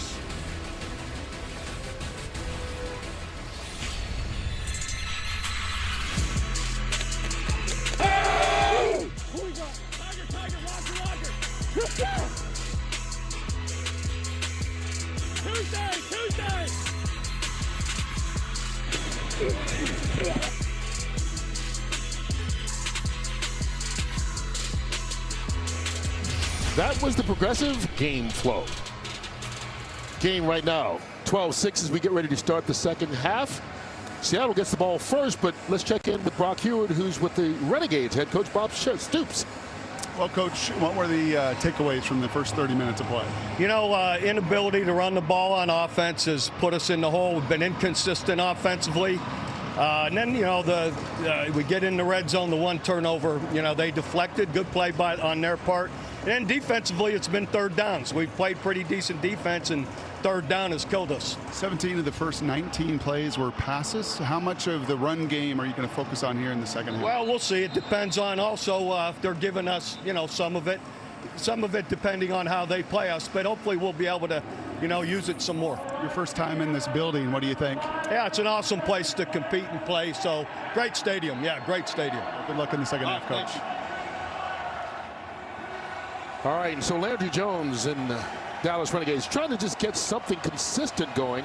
Now, this is a team that the #1 rushing team in the league, 154 yards last week even. Yeah. And right now, here as they get ready to start the second half, they've run for 9 yards. Well, and that was really the story of week 1 in that loss to St. Louis. And I know that they want to run the ball more, but unfortunately, here's the thing about this offense, this air raid offense. They don't run the football unless the box count gives them the ability to run the football. So it's a very different proposition than what Seattle uses. Yeah, and I'll have to wait right now as John Santiago will get the Seattle Dragons started just across the 25-yard line. We had a chance to hear from Stoops with Brock. Let's hear what he told his team at halftime. Just like last week now, compete to the end, right? Everybody fighting together to the end. We'll make the plays we need to. Defense, just be better on third down. All right, let's go. Offense, take care of the football. Come on now, let's fight our ass off. Finish this game. Got to earn it, right? All right, let's go. Get a break. He started by challenging the defense. They're on the field first. Hey, Georgia. Seattle starting at the 26. Go. Little handoff, K'Wan Gardner. And the defense responds rather quickly. Mulling, I think, is what that is called, as he stands there and listens to the calls on defense made by his coordinator, Chris Woods. All these players rave about playing for Coach Stoops. He's a player's coach. He's been so successful. He understands the timing of messaging to build a culture and a winning culture. We'll see if they can respond here in the second half. Gardner again. Seattle comes out of the gate with back-to-back runs. Well, it's interesting, this Dallas defense, they kind of changed up their defensive look here. Now they've gone to this one that was more of a 3-linebacker look rather than that 3-4 that they were using a little bit earlier. That would suggest, if I'm Jim Zorn, lean into that run game. It's almost like they were giving it to him. And on 3rd and 2, Brock, I got to assume that they're going to sit there again with that run game. Yeah, they are, but you're going to see a little pass here. Again, more movement, Joel. You made a great point about how much pre-snap movement here from these Dragons. This will be a little shot shallow cross route. Yeah, Alonzo Moore goes in motion. Silvers behind Reynolds, and Reynolds going to be right at the first down marker. It looks like he got enough. This is one of those nuances. Watches this, and there's a great angle here from behind the defense. If this ball is in front of Reynolds, he can run for a first down. It's behind. He still gets it, but he just basically falls down. So that's a ball placement issue. When you're talking about yards after the catch, here's the equation. Timing plus ball placement equals yards after the catch. There was good timing. Ball placement was poor. No yards after the catch. Here's Gardner again. And Gardner lost the football, but it was after the whistles. They call him down by contact. Gain of 4. Runners' forward progress had been established in the field of play before the ball came out. Second down. Dallas fighting for that ball, as they should. But certainly it was after the ball carrier was down, and Seattle now has this second and medium. This is a perfect down and distance for a quarterback. Everything is at your disposal. You can run it, you can throw it, you can do anything you want. Looking to throw it. That one tipped maybe at the line of scrimmage and goes fluttering over to Keenan Reynolds, and he can't pull it in. We saw this on the interception. Dallas is sitting on these routes. Okay, Seattle does not have a deep threat. Now, they hit a big one last week to Keenan Reynolds, but that was more of a structure deal on a big post. They don't have a guy that can just take man-to-man coverage and beat him over the top. And Dallas has adjusted to that, so they're sitting on all these routes. You're going to see that during the course of this. If Seattle wants to get a big one over the top, they're going to have to double move or do something to get those receivers loose. Silver's on third down again. They convert again. Keenan Reynolds, they're 9 of 10 on third downs in this ball game. That time, 18 yards. And it's exactly what Bob Stoops was lamenting at halftime was their third down play. First thing is clean pocket. Silvers has all the time in the world. Surveys from right all the way to the left. Great look right there. Gets back to the left. Wide open Reynolds on just a curl route. Kind of a breakdown in coverage there from the back end, and it's an easy conversion. From the Dallas 42, Trey Williams. Looked like he was almost surprised he got through that hole, kind of dancing around. Double, no, let's go. Trips left. We're on the left hash. Let's go. Trips right off. 22 zipper. Trips right off. Hey, 22 zipper on go, right? You said this is not his native language. There you go. You saw that right there. Zipper, but based on that first half, it looks like a little zone read here. Watch Silvers trying to read this left side defensive end. There's the read, and he keeps it. You talked about last week he had the ankle injury. We didn't see him move around in the pocket a lot. We didn't see him run a lot. That's his 5th run of this ball game. Yeah. And it's helped them. They've gotten themselves into more manageable situations like they find right here, a third and short here. And I would think that this is 4-down territory. So I think that you're playing a little bit with house money right here. Hey, down left, Timmy! Side, go, hey, watch it. Ready? Is Austin Poe in motion again? On 3rd and 3. Underneath for Reynolds. Double covered. I think Greer Martini was the one that knocked it away. Good coverage here. Looks like Zorn's going to go for it here. Let's see what he goes with. Okay. All right, here we go. Let's go for it. Let's go 11 personnel. Let's go double left. 31 ace double smash. Hey, 31 ace. I want ready. Just read it out. Don't be in a hurry. You got an option. Option. 10th play of the drive. Look for the corner from this tight end. Corner out from the tight end here on the smash. 48.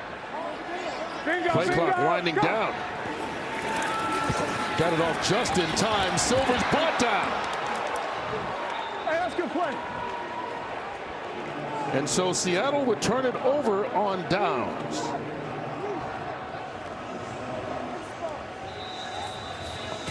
What the defense wanted. Bob Stoops needed it. A 3rd down stop, and he finally gets some pressure from his defensive line. Brings Silvers down. 1st down Dallas when we come back.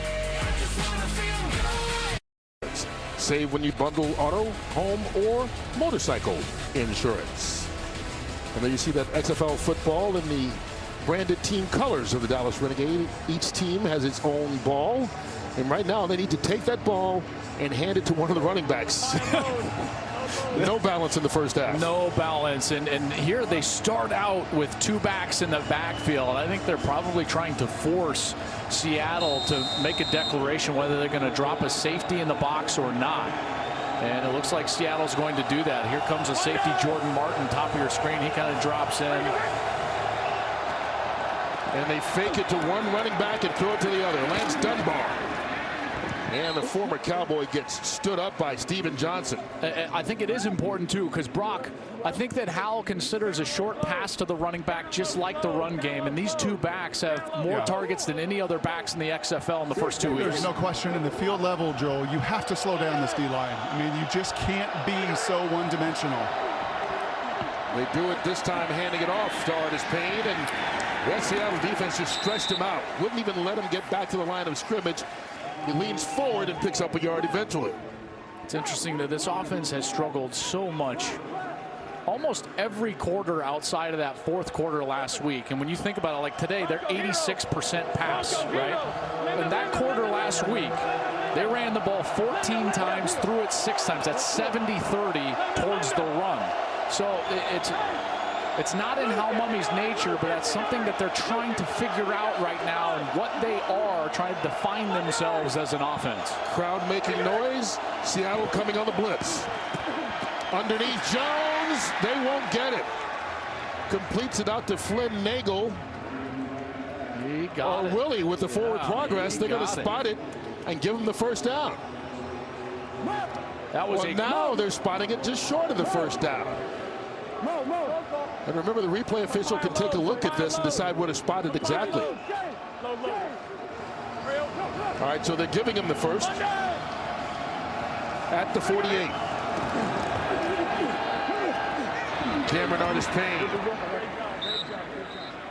picks up 6 on the run. Steven Johnson, his 7th tackle in this ball game. Okay, so there's 5 offensive linemen and 2 backs. That means you got 6 blockers as an offense. If there's only 6 run defenders, they got to hand the football off. Right here, 2 high safeties. That means that the offense has run ratios. I would expect them to hand the ball off again right here. They fake it and throw it to Dunbar out of the backfield. First down.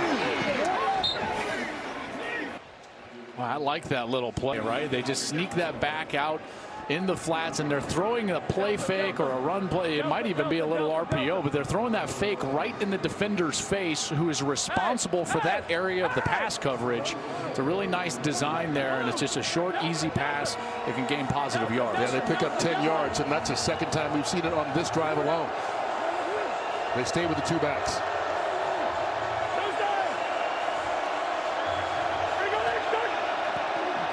Left side of the offensive line moved.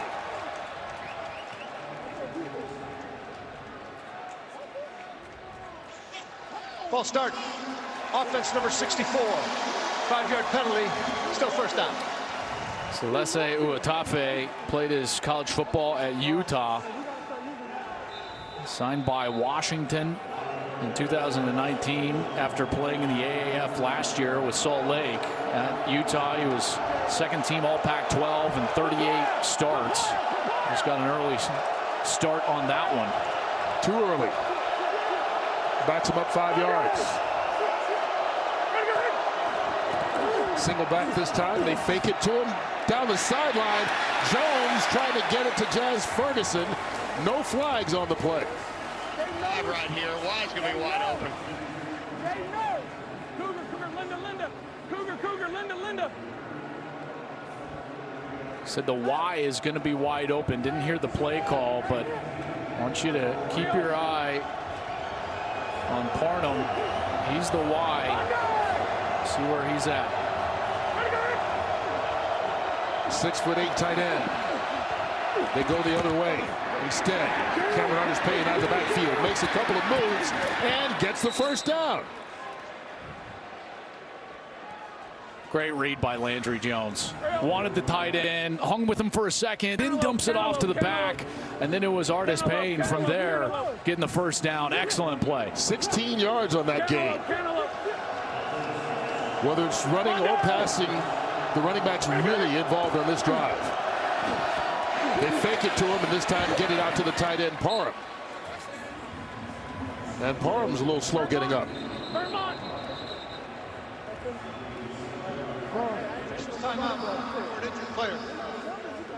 Steven Johnson with the tackle and kind of threw him to the ground a bit hard.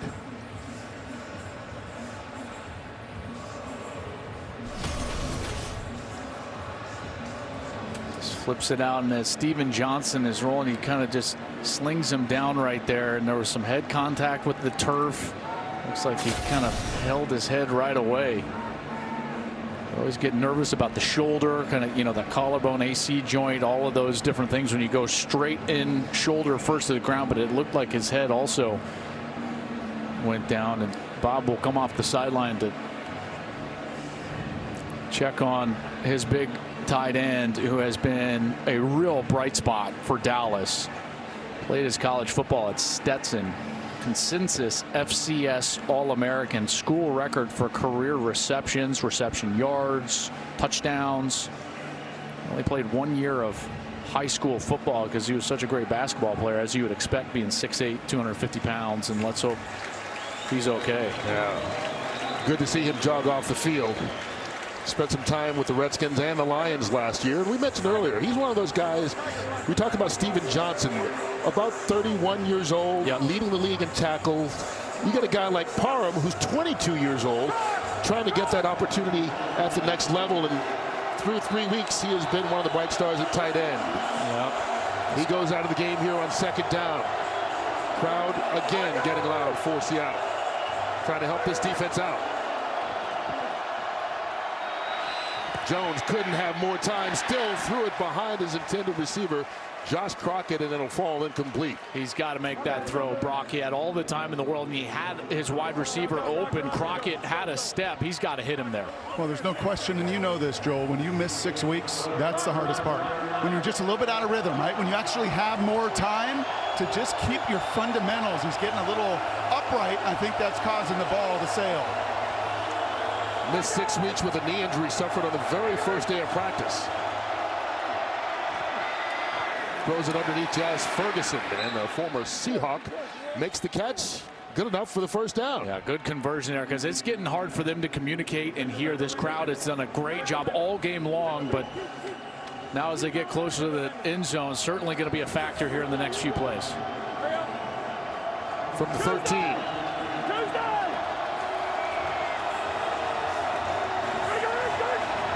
Here comes the blitz, picked up.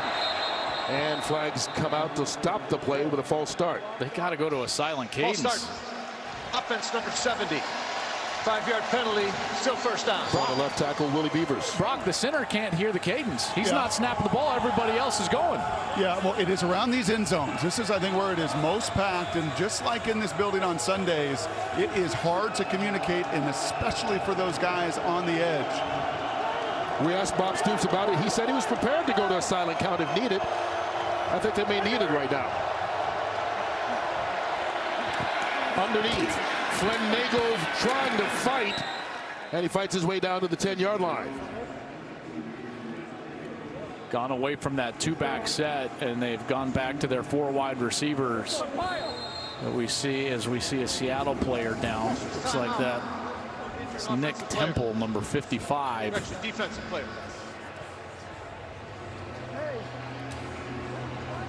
He's been really good for them as well. Steven Johnson's leading the league in tackles, but Temple has been second on the team in tackles each of the first 2 weeks.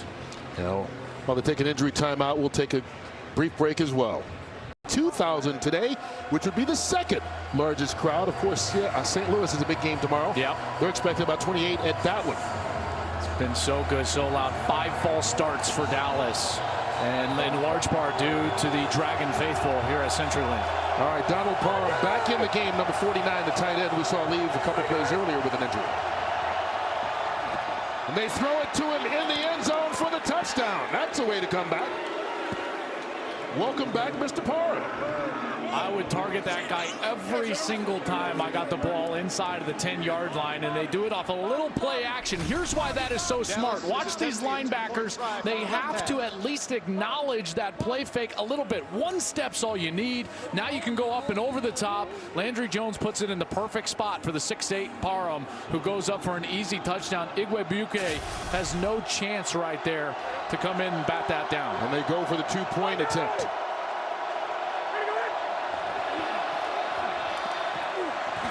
Jones to the end zone, bobbled incomplete. But the intended receiver, Jordan Martin, prevented him from catching it. And so each team has scored twice on touchdown passes and failed to get the conversion each time. That's how we get to 12-12. Guys, I know we're early in this, but let's think through this now. I mean, it's now late in the third quarter. You see that ball just behind Bidet. Wouldn't you go for 3 there? You know, making it a 2-point game is a field goal still puts you down. 1 point doesn't make any sense. 2 doesn't really make any sense. So we'll see how that plays off here in the future. But Parham certainly is the target when you're getting down there inside the 10. Brock, you're standing with him. You ever stood with a bigger tight end in your life? No. And Joel, you said you target him every time down there. I think I would too. Walk me through that play, the touchdown.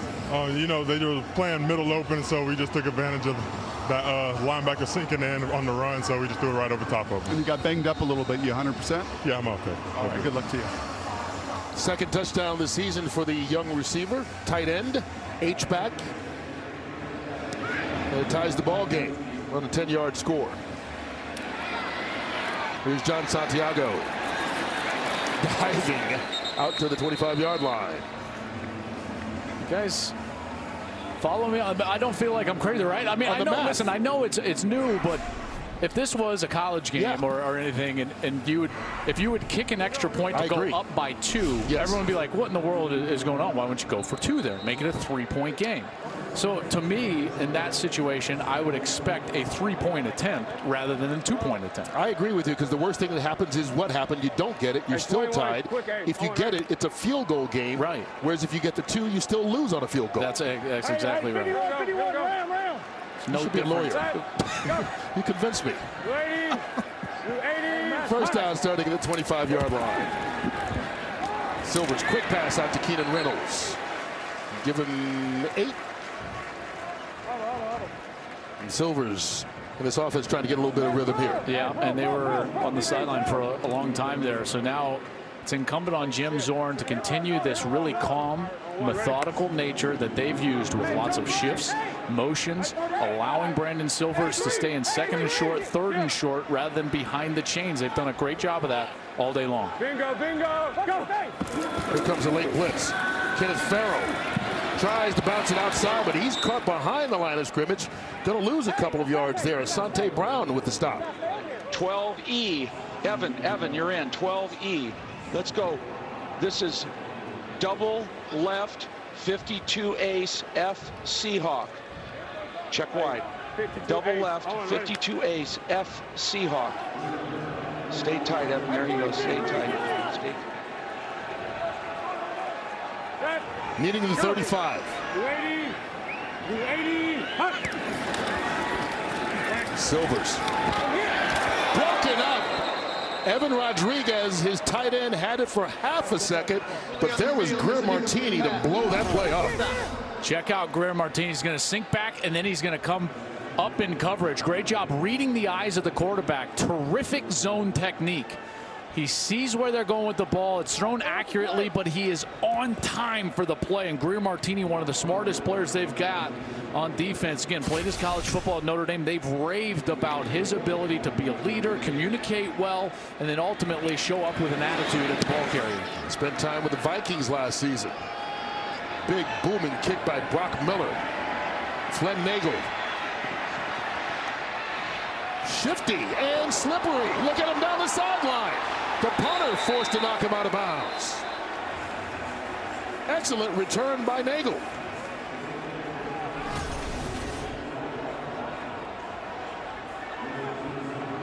50 yards on the punt, 31 on the punt return. There was a couple of different chances that Seattle had, and like you said, great call, just slippery. Nagel was just making little moves, getting himself up the field and ultimately down the sideline and setting Dallas up with great field position at midfield. A terrific kick, and it looked like maybe the punter there, Brock Miller, maybe outkicked his coverage a little bit with it, which is easy to do with these rules. Remember, no one can leave that line of scrimmage until that ball is kicked. So the further you kick it down there, the more time the returner is going to have to set up his blocks and ultimately get a quality return, which Flynn Nagel is able to do. Reminds me of his days at Northwestern. You know, didn't blow anybody away with his speed, but he's subtle enough. He finds space, he creates space, and he's able to set him up with great field position. Yeah, the play was stopped here for half a second because they spotted the ball 5 yards off. They put it at the 49 instead of the 44, just shy of the 45. So they get the ball spotted correctly, and here we go, first down. One-handed by Artis Payne. He slips a tackle across midfield. And Dallas, who scored a touchdown on the last possession, playing with efficiency here to start the second half. Yeah, and getting the backs involved. I think those backs are some of their best players, and they're also, Brock, taking advantage of that aggressive defensive line like you talked about. Seattle getting up the field, they're dumping the ball over the top. We saw the linebacker Nick Temple leave the game on the last series. He's back in for Seattle. Quick pass out, Flynn Nagel. First down into Dragon territory. You know, Flynn is the youngest of 6 kids. All 6 got college scholarships in athletics, and they were named in alphabetical order. So being number 6, the letter F is the 6th letter. That's why he got the first name Flynn. That's exactly right. I had him when he was at Northwestern. He was part of that team that went and ultimately played Ohio State in the Big Ten championship game. Here's Cameron Artis Payne slipping through, and he's out across the first down marker. Great second effort made by Cameron Artis Payne, the one-time Carolina Panther. This is just mathematics, folks. If they're only going to have 3 defenders on one side of the football, then they've got to be able to run the ball to that side, because you've got hats for hats and players to block them. If you've got defenders like this with Landry Jones, he's able to control it, get to that run play, and ultimately run it successfully. Another handoff to Artis Payne. Now, we talked about it at halftime. They'd only run the ball 4 times for 9 yards in the first half. And they've come out and run, and screen plays, but getting the running backs involved here. And again, it's all about the numbers, right? So Landry's got that in his control there. And Bob Stoops knows that he wants to establish the run. Hal Mumme knows that. And they're able to do that by getting the numbers in their favor. If they can block everybody, they're going to run the football. I would expect them here to do the same thing here if Seattle doesn't adjust. With 2 running backs in, Lance Dunbar carries it. Dunbar going to be out close to a first down. Just about a yard short.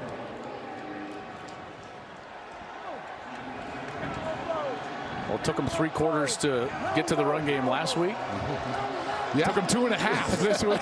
A little bit earlier, and it's working in their favor. We will see what they do as they get ready to go to the 4th quarter. Game all tied at 12. It's been a good one here between the Seattle Dragons and the visiting Dallas Renegades. Ready to start the 4th quarter here in Seattle. Kurt Menefee, Joel Klatt, Brock Huard with you. And if you took the under on Fox Bet, you're feeling comfortable right now. Easy. Dallas had a big 4th quarter last week. Seattle also played well in the 4th quarter, so there's a lot of time left. Don't be counting your money just yet, everybody. As they get closer to the end zone, the crowd gets louder. Cameron Artis Payne, can he get outside? He does, and he keeps going inside the 5-yard line. First down and goal. What a great run, bouncing outside. There's nowhere to go for him in the middle of the line of scrimmage, so he's just going to go, and then he's going to bounce all the way outside. Does a great job with his speed, and then gets upfield and ultimately out of bounds inside the 5. What a tremendous run there, and he was so good in the 4th quarter last week against Los Angeles. We'll see if they start featuring the run game and Cameron Artis Payne here in the 4th quarter against the Dragons. 15 yards, longest run of the ball game. Jones, wide open. Dunbar did not get the ball across the goal line, just short, as he is stopped by Santos Ramirez and Jeremy Clark. It was a great read, but Ramirez and Clark closed fast. There's that knee shin area, and certainly that ball well short of the goal line. Good spot here. Second and goal from the 1. Cameron Artis Payne stutter steps, and it cost him. Going to lose a yard on the play. Steven Johnson there. Now it's 3rd and goal. Yeah, Landry's having to kind of scream, and now they're going to use a little tempo here. And now they've gone to the Wildcat. Look at this formation. Sean Price, the tight end, back deep. They direct snap it, but they won't get into the end zone no matter who is finding his way trying to get it in the end zone. Kyle Cairo, the first guy there, and it will be 4th and goal. Well, decision time for Bob Stoops. What he wants to do, I think he's going to kick it, and I don't think this is a bad decision here. Make sure you take the lead, try to take the points that you've earned.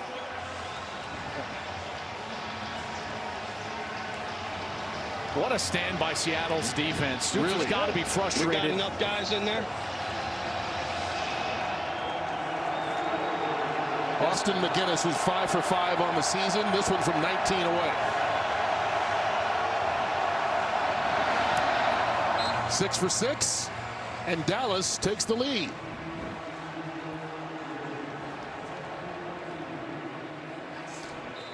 First time all afternoon that the Renegades have been on top. They lead it here early in the 4th quarter by that field goal. We are just hours away from the most anticipated title fight in years. Deontay Wilder, 43 fights, undefeated, 41 knockouts against Tyson Fury, who's 29-0. The reason they're both undefeated, their last fight was a controversial draw. That happens 9 o'clock Eastern time tonight. Buy it on pay-per-view or the Fox Sports app. There's Daryl Johnson, who is in the front office for this Dallas squad and very involved. And we had a chance to talk with him, our former colleague here at Fox, and he came into our meeting last night. And he's still our colleague. You know something we don't? Or that he doesn't? Our colleague at Fox. Just seeing him in this capacity, right? Yes. Exactly. Exactly. Here's John Santiago. Lowers his head. There's flags coming out. And Santiago may get called on that one. Helmet to helmet hit. It should. If there's a call here for illegal use of the helmet, it should go against Santiago. Because the defender is just in a tackle posture, and Santiago goes in and lowers his head for contact. Holding. Return team. 10 yards from the spot of the foul. First down. Yeah, they decide to call holding anyway, so it'll come back. If I'm the replay booth, I would look at this. This is absolutely illegal use of the helmet against Santiago. He goes in as the ball carrier and initiates contact with the dip of his head directly in the crown of his helmet. That's something that they're trying to get. See that right there? I mean, and right to the head of the defender. That's certainly not only reviewable, but I feel like they should absolutely stop and take a look, which they're not going to. And so Trey Williams gets the carry on first down, give him 5 yards. All right, this run game, guys, Jim Zorn has done a great job moving parts around, motions, shifts, giving Silvers the opportunity to control the tempo of the game through those movements and shifts, gaining the advantage in the numbers in the run game. We'll see if he continues to do that here, even down 3. And deep in their own territory. Go. Do 80. Do 80. Hut. Movement on the right side early. Ball start. Offense number 69. 5-yard penalty. Still second down. And that's the right tackle, William Campbell.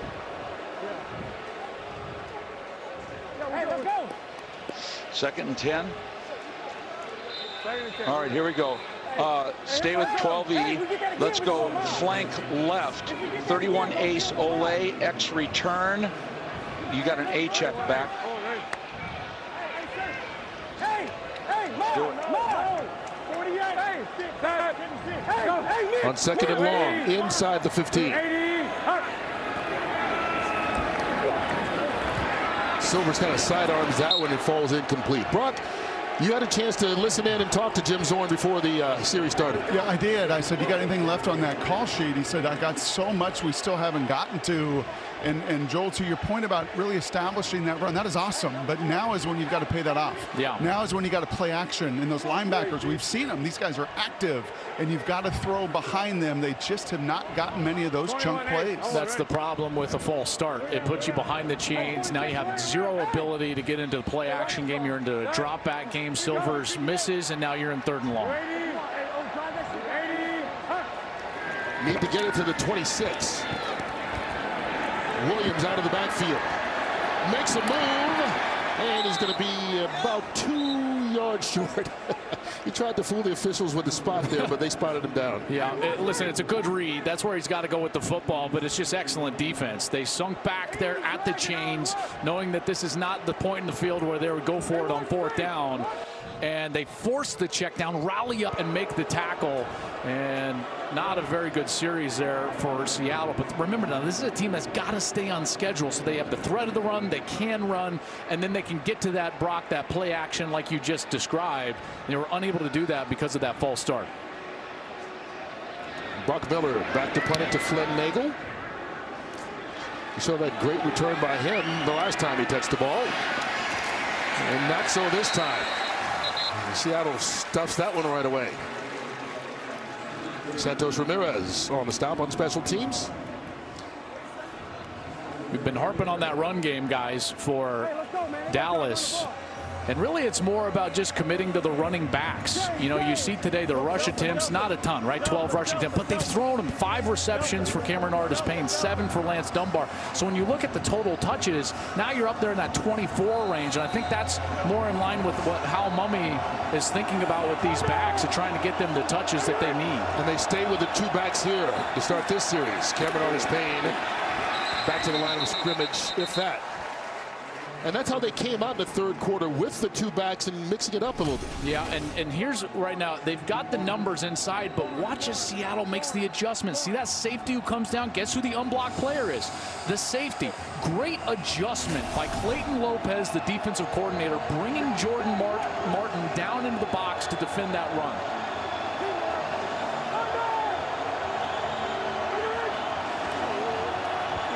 Jones, little screen pass.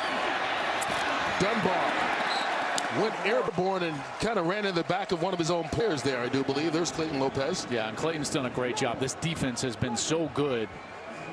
Ruby sniper roll. Ruby sniper roll. Ruby sniper roll. Ruby sniper roll. Normally you call front, then some sort of pressure if you need to, and then the coverage at the back end. Roll coverage, sniper. I would expect some sort of pressure here. You're going to roll coverage to the pressure, and it looks like right now, if I had to bet, you're going to get something off of this edge. They got it off in time. Jones. Caught Parham. The big tight end rumbles down the sideline. 6'8" and speed. His 2nd touchdown of the half. 65 on that one. Woo! How about the long strider? Parham goes all the way down the field. It looks like he's loping, but it seems as though he's gaining distance along the way. Watch as Landry Jones just floats to his left to buy enough time to allow Parham to get past the linebacker, and then he delivers that ball where high for the 6'8" tight end. And then the speed takes over. He was clocked in the low 4.6s at a pro day coming out of college. He showed maybe even a little more speed there with that long stride going all the way for a touchdown. All right, so they go for 2 here. Dunbar, looks like he stopped short. He got it, though. One official says yes, the other says no. I don't think he got in. They'll discuss it. The ruling on the field is an incomplete pass. As a result, the try is unsuccessful. Media timeout. Well, an incomplete pass is the most interesting call they could make. Well, there's the ball that came out. Never really controlled it. Ball hits the ground. Excellent call by the officials. But what a series for Dallas. Some fireworks for the tight end. We got a star on our hands. Donald Parham. The distance for the Renegades. Really good here in the second half of this game. He's got 5 catches, 101 yards, 2 touchdowns, and that last one a 65-yard score where he just ran away from the defense. And last week he had 5 for 76 in the tug. So I mean he's clearly coming into his own, and the offense is starting to learn how to use him. Landry's starting to learn how to use him, and they've done a great job of that all day long. And so it's a 9-point ball game right now. Here's John Santiago. And keep in mind, in the XFL, you can score, and with a 3-point after, get 9. That's right. So this is a 1-possession game right now. And so we were having a little discussion, and this is what's new about this league, right? Coaches, fans, everybody. You got to think about the point after attempt a little bit differently. Some thought, hey, why not go for 1 there to make it a 2-possession game and get the 10 points? But the fact of the matter is it's been a higher percentage of conversions from the 5 than the 2 so far in the XFL season. My take would be, why not go for 3, make it a 12-point game, which would mean that 2 touchdowns and 2 non-conversions would just tie you. Just something to think about. Could have gone for 3 there and made it a 12-point game. And so Silvers and company just hoping for a score right now, as somehow he got that one through there, and it was caught by Kenneth Farrell. It's back-to-back 3-and-outs for this Seattle offense, and they have lost their rhythm, and it's so difficult to get it back, in particular when you get behind the chains. And here they are again, behind the chains. Jim Zorn having to try to create something with a play call. Meanwhile, Dallas has scored 15 unanswered points. Set, go. 280, 280, hunt.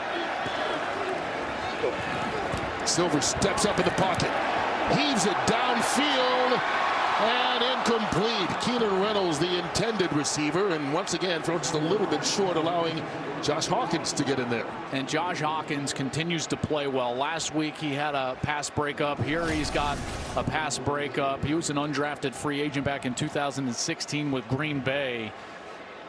Everybody to a man said he's our best cover guy, and he shows it right there, stride for stride with Keenan Reynolds down the field. And again, behind the chains. This is not the MO for Seattle. This is not where they excel.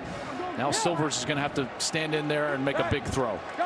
Not only 3rd down, but 3rd and long. Looking for the 42. Underneath. Austin Prohl, and he'll dance around, and Dallas more than happy to let him do that because they stop him far short of the 1st down. Well, I think that Jim Zorn is going to go for this. I think he's going to punt this one away. 4th and 4, and now that's the 3rd straight 3-and-out. Brock, they're frustrated here as a fan base watching this offense. They've lost all their rhythm. Yeah, they are, and actually Jim a little frustrated, I think, too, with his quarterback. It's just urgency, Joel, right? There's something to your cadence for everything, just your sense of urgency. I'd like to see a little bit more from Brandon. There are flags all over the place. So let's see what happens here.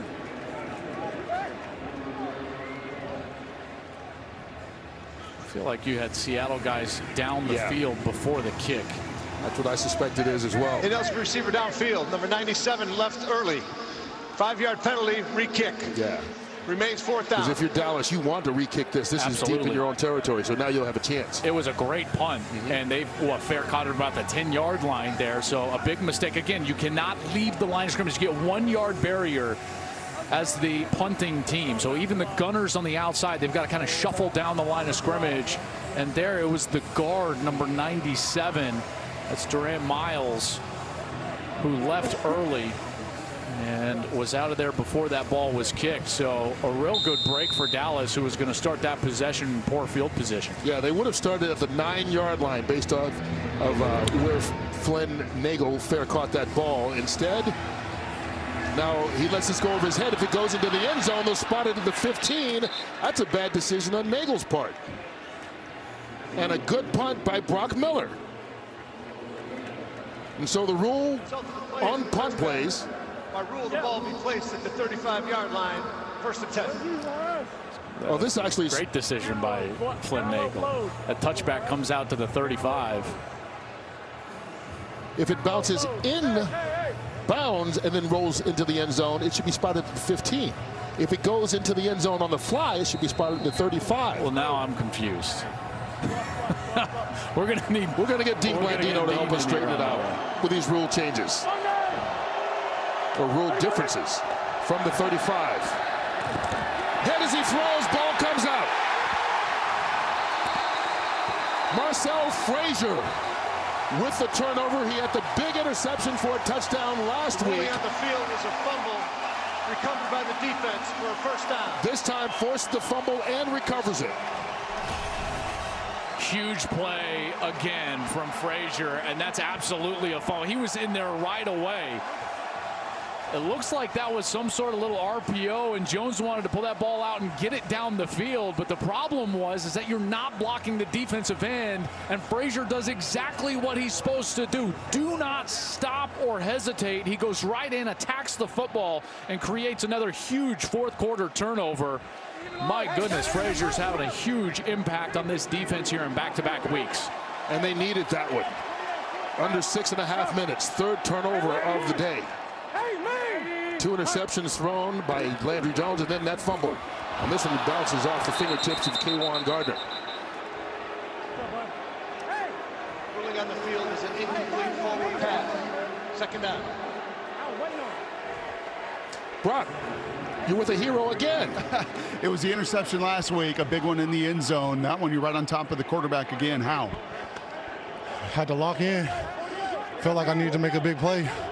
I told number 91, I said, watch this. Went out and made it happen. Yes, you did. Catch your breath. Good luck. Another big turnover created by Frazier. The offense trying to take advantage, and once again, Gardner drops it. Nice job by Silver, stepping up in the pocket, dumps it out, a little bit ahead of his back.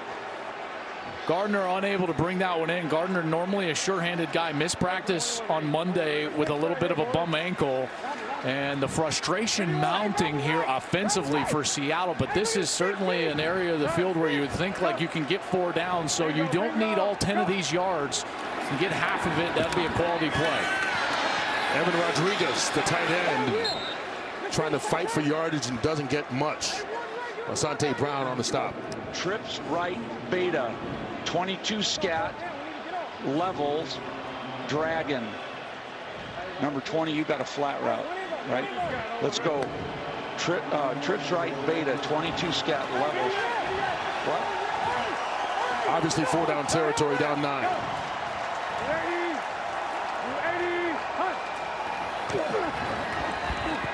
Silver's too hot for Pro, and they'll turn it over on downs after the turnover.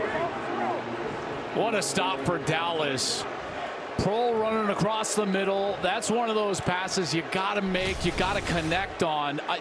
Silvers may have just thrown this a little too hard, but Nagel's got to come up with that. You're coming across the middle.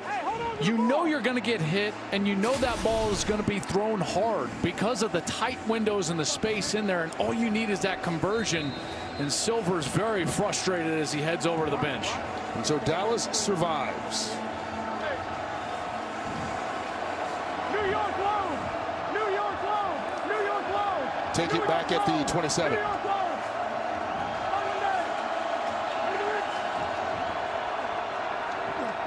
Lance Dunbar falling on top of people, give him 5 yards on that run. And just a little housekeeping. Dean Blandino corrected me that even though it bounced in the field of play and rolled through the end zone, it still comes out to the 35 on a punt. Had it happened on a kick, it would have gone to the 15. Yeah, the kickoff. So I was incorrect. That'd be a minor touchback, but the punt, it's just anything goes out of bounds inside the 35, rolls into the end zone. It all comes out to the 35. We'll all learn it together. Here's Cameron Artis-Payne. Stiff arm.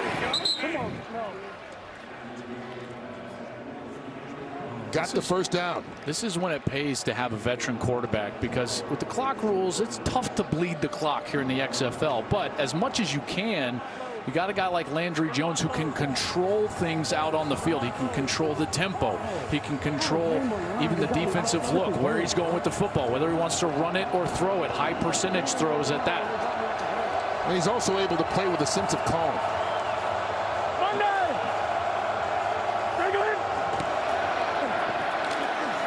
Draw play, Lance Dunbar. Short pickup of 2.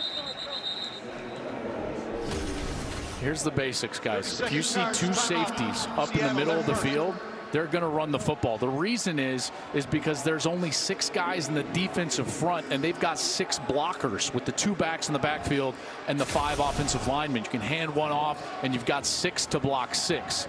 So if Landry sees that, he's going to be running the football. It's incumbent on those Seattle front players to get off blocks and try to make plays like they were just able to do. But this is the entire game now is in Landry Jones's hands. The tempo of the game, the play calls, whether he wants to just maybe signal for a little bit of a hot route on the outside or a little flat route, a hitch route. And this second half has been more of what we saw from the 4th quarter of last week against Los Angeles. And now the veteran quarterback really has the game in his hands. Yeah, they forced Seattle to use a timeout there as well.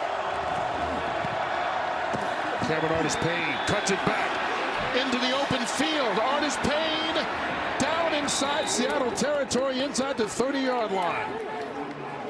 31 yards on that run. What a great block from Lance Dunbar in the backfield. He chopped down, looked like Frazier. Watches, he's coming across, and he's just going to get this block. Boom!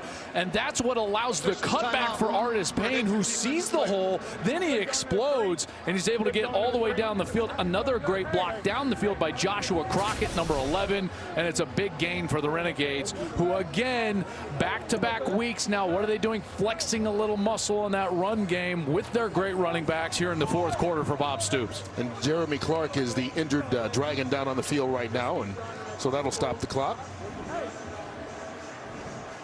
And yeah, you can see maybe Renegades should just start the game at halftime from now on. I mean, the way they performed the last 2 weeks. Well, what they're going to do is when they go back and watch this film, it'll be very similar to what they watched last week against the Los Angeles Wildcats. And they're going to think to themselves, why in the world don't we commit to run the football earlier in the game? You know, they opened up this game with 17 passes and 2 rushes on their first 19 plays. At one point in the first half, they had thrown the ball 17 straight times. So I understand it's the air raid and how Mummy wants to throw the football. They've got one of the faces of the XFL at quarterback. But, hey, guess what? It's a good offensive line. Yeah. And when you've got the numbers, they certainly have the ability to run the football. Right, Brock? I think that's exactly the point. Just the demeanor, Joel, of those O-linemen, when they're not just one-dimensional and they can fire off, you have seen that change in this second half as well. They had 9 yards rushing in the first half. They've got 80 here in the second. Plus a couple of screen plays like that to the running backs. Lance Dunbar. And Brock, as you know, this only works if you've got unselfish running backs. And Dunbar and Artis-Payne certainly seem to be unselfish. They don't care which one of them are touching it. They'll block for one another, and they're playing really well. Yeah, I think the Houston Roughnecks receivers may be the single best personnel group that we've seen in the XFL. But second is this running back room. These guys are unselfish. They catch it, they run it, they block. They do everything that's asked, and they've been a central focus here in the second half.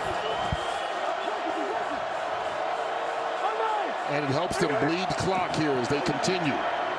Dunbar on the run. And you wonder how much of that is helped by the fact that these are guys that have been there. Timeout in Seattle. And Seattle uses its final timeout. But you've got Lance Dunbar, who's played in the National Football League. You've got Cameron Artis-Payne, who's played in the National Football League. And so they understand the value of not only a good running game, but being a solid teammate as well. Well, and think about who Lance Dunbar sat behind, you know, in his career. He was behind guys like DeMarco Murray and Zeke Elliott and Todd Gurley. Cameron Artis-Payne played on a team that went to the Super Bowl, in Super Bowl 50. Now, he wasn't active in that game in the Super Bowl, but he was around under Jonathan Stewart and in that room. So they've learned from pros, and they clearly have brought that pro mentality, that unselfish mentality to this Dallas team. That's something certainly Bob Stoops enjoys and preaches to the rest of his team, and he's got a great model with those running backs. With this offensive line kind of beginning to impose their will here late in the ball game.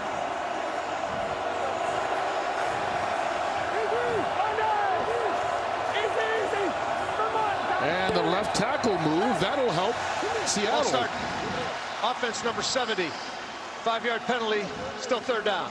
Willie Beaver's second time he's been called on that today, and the 5th false start by this offensive line for Dallas. Yeah, and Landry was trying to change the play, and again the noise affecting him. This building is loud, and the acoustics are tough on the road team. Now on 3rd and 9, I think you got to go to Parham, excuse me. He's your best weapon. He's the one that's been open most of the day. He's tight end to the top of your screen. Big 3rd down here.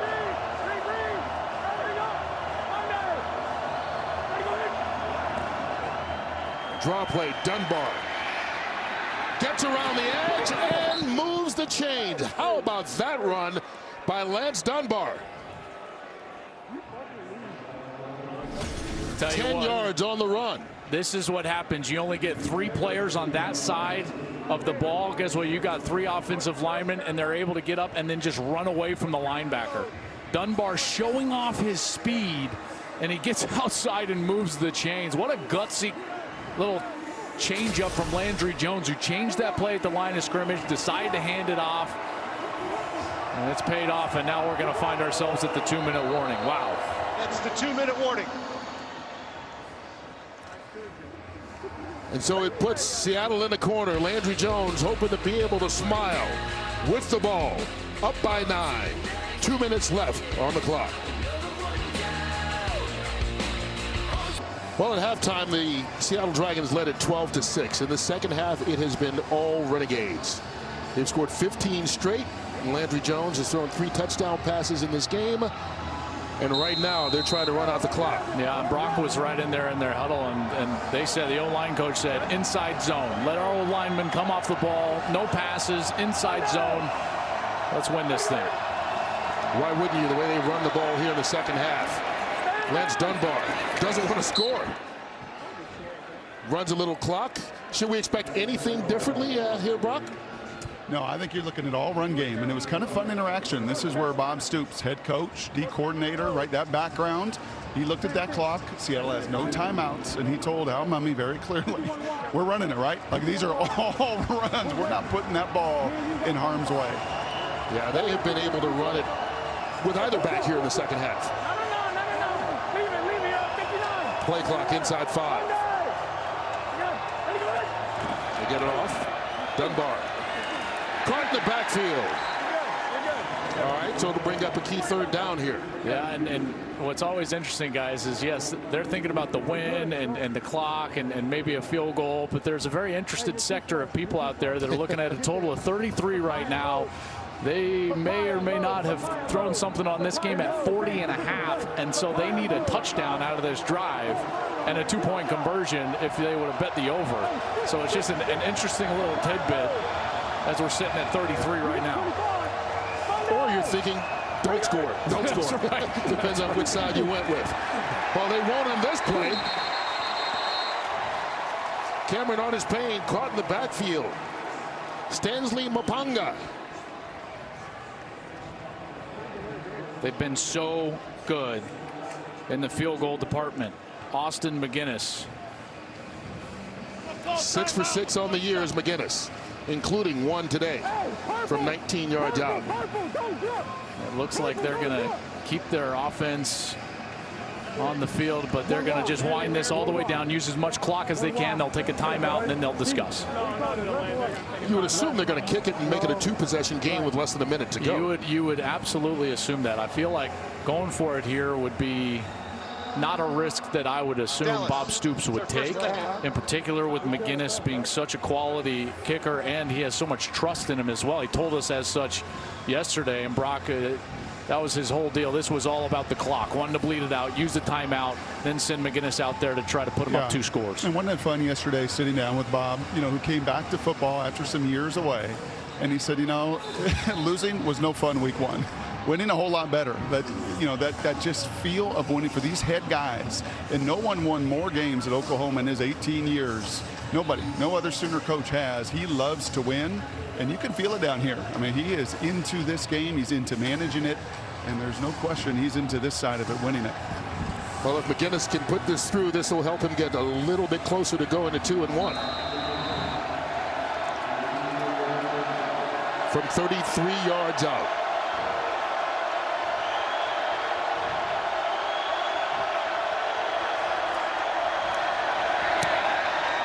McGinnis remains perfect on the season. 7 for 7. More importantly, it's now a 12-point game, which means 2 possessions with only 44 seconds left. And even into that north end zone, Brock, you're from around here. You know how difficult it is to kick into that north end zone, and he just put it right through the middle. Yeah, perfect. And Coach Stoops told us that yesterday. Coach, how nice is it to have a kicker as effective as yours? Both our punter, Drew, and then Austin, our field goal kicker, they're outstanding. Really do a great job. And I saw the old defensive coach run in that huddle and say, we're not throwing it, right? It is going to be nothing but runs. Just eat it up, and knew he's so good. Give him a chance to kick it and put us up a few scores. Thanks, Coach. Thanks. A smiling Bob Stoops on the sideline. And to a man, Brock, I thought it was interesting, Kurt, you bring up that smile. All the guys that we know were with him at Oklahoma, like Landry Jones, even Chris Woods, the defensive coordinator, they said all to a man. I asked him, what's the difference in Bob here and Bob then? And they said, oh, he's having so much more fun here. he's having fun. He's smiling. And Joel, I saw him twice this year. We had a couple Oklahoma games in Norman. He came into our booth, and I didn't even know who he was because of that smile. I never saw that when he was coaching. Yeah, he is enjoying what he's doing. There's no question. Okay, so this one bounced in the field of play. Yeah, that's a great kick. This one's coming out to the 15. Yes. So this is the minor touchback variety from the kickoff, and a great kick and a nice little celebration over there from the kicker as well. The ball bounced through the end zone. The ball will be placed at the 15-yard line. First down. That's the little innovations that I'm talking about, right? So listen, you're playing with fire a little bit, but with 2 possessions, you've got a little bit of cushion. So what does McGinnis do? He goes out there and he says, okay, I'm going to try to hit a line drive away from the returner and bounce him into the end zone to get him to start at the 15-yard line, and he executes. So those are the little nuances now that you're starting to see, and you see how happy he is. He's more happy about the kickoff and a minor touchback than he is the field goal. Well, and Stoops was just bragging about how good his kicker is. That showed. Silvers has Trey Williams. Gets out of bounds to stop the clock. So this will take a miracle. Down by 12, they'd have to score and get the ball back at least once more. That's right. No matter what they do in the conversion. So all you have to do if you're Dallas here is not allow the explosive play. And so you've got to be deeper than the deepest and make sure that you're trying to present some pressure in the quarterback's face as well. Here comes some of that pressure. Silvers throws it out to Alonzo Moore underneath. Moore out across the 30. It'll be a first down, but the clock will start up again as soon as they spot the ball and then run 5 seconds off the play clock. There's Chris Woods, defensive coordinator. His defense did a heck of a job today. And you can see he's saying, just get back, just get back. Yep. Yeah. Hey, back up. Sticks, guys, sticks. Sticks. Good. You stay back. 21-8. Oh, ready? Hey, meaning stay behind the first down marker. That's right. Let him catch anything in front of you. Bingo, go. Austin Prohl gets the first down, but it'll take us down to the final seconds. What a performance from Dallas. And again, it's almost a carbon copy, right? Yeah. Just okay through the first 2-3 quarters of play, and then it's the Cameron Artis-Payne, Lance Dunbar show in the 4th quarter. Those guys end up going over the 30 mark as far as touches between them, whether it's receiving the football and some pressure there from Dallas to close this thing out, and the Renegades going to get their second win, and the team that everyone thought was going to be one of the favorites in this league starting to play like an XFL favorite under Bob Stoops. Suffocating defense, some explosions on offense, great play from their tight end, and then ultimately just closing it out with great running back play. A lot of help from a lot of places. The tight end, Parham, 101 yards, 2 touchdowns receiving. Cameron Artis-Payne, 80 rushing, 30 receiving, so 110 total yards. And then Landry Jones, he said he thought he got off to a slow start. He threw a couple of picks, but he also threw 3 touchdown passes, and he's standing by with Brock Hewitt. Well, Landry, you've been real transparent over these 2 weeks, right? Just And you told us you didn't feel great, you know, maybe start a little bit slow, but man, you got it going once again. How? I don't know. Maybe we should just play the second half and just throw as many picks as I can in the first half and then come out there. I have no idea. I don't know. We won, so that's all that matters. Well, it sure looks like you're having a blast, though, just managing the game. As much communication as you get to have with all these mics and everything else, how much fun just running the show? It's great. Hal has been awesome. Let me give me the freedom to do a lot of different stuff up there. And so I think that really helps us out, especially at the line of scrimmage. The offensive line did great. I kind of jacked with a little bit on the snap count some of those times, but we won. So that's all that matters. You know, you said to us yesterday, Dallas is now home, right? Your wife's probably watching, your 3 kids. Yep. Life's a little different now with everybody at home and your kids watching. Anything you'd like to say to the kiddos back home? Hey, guys, love you guys. Miss y'all. Whit, you're holding it down. I'm so proud of you. Couldn't have a better wife. Love you. Right on. Thanks, Landry. Yeah, thank you. Appreciate it. His wife Whitney was an athlete at Oklahoma as well. They've got a 3-year-old, 2-year-old, and a 4-month-old. So Landry may sleep on the plane just a little bit because when he gets home, it's back to work. It'll be a victorious plane ride as they get the victory 24-12 over Seattle. Back to wrap things up from the Emerald City after this.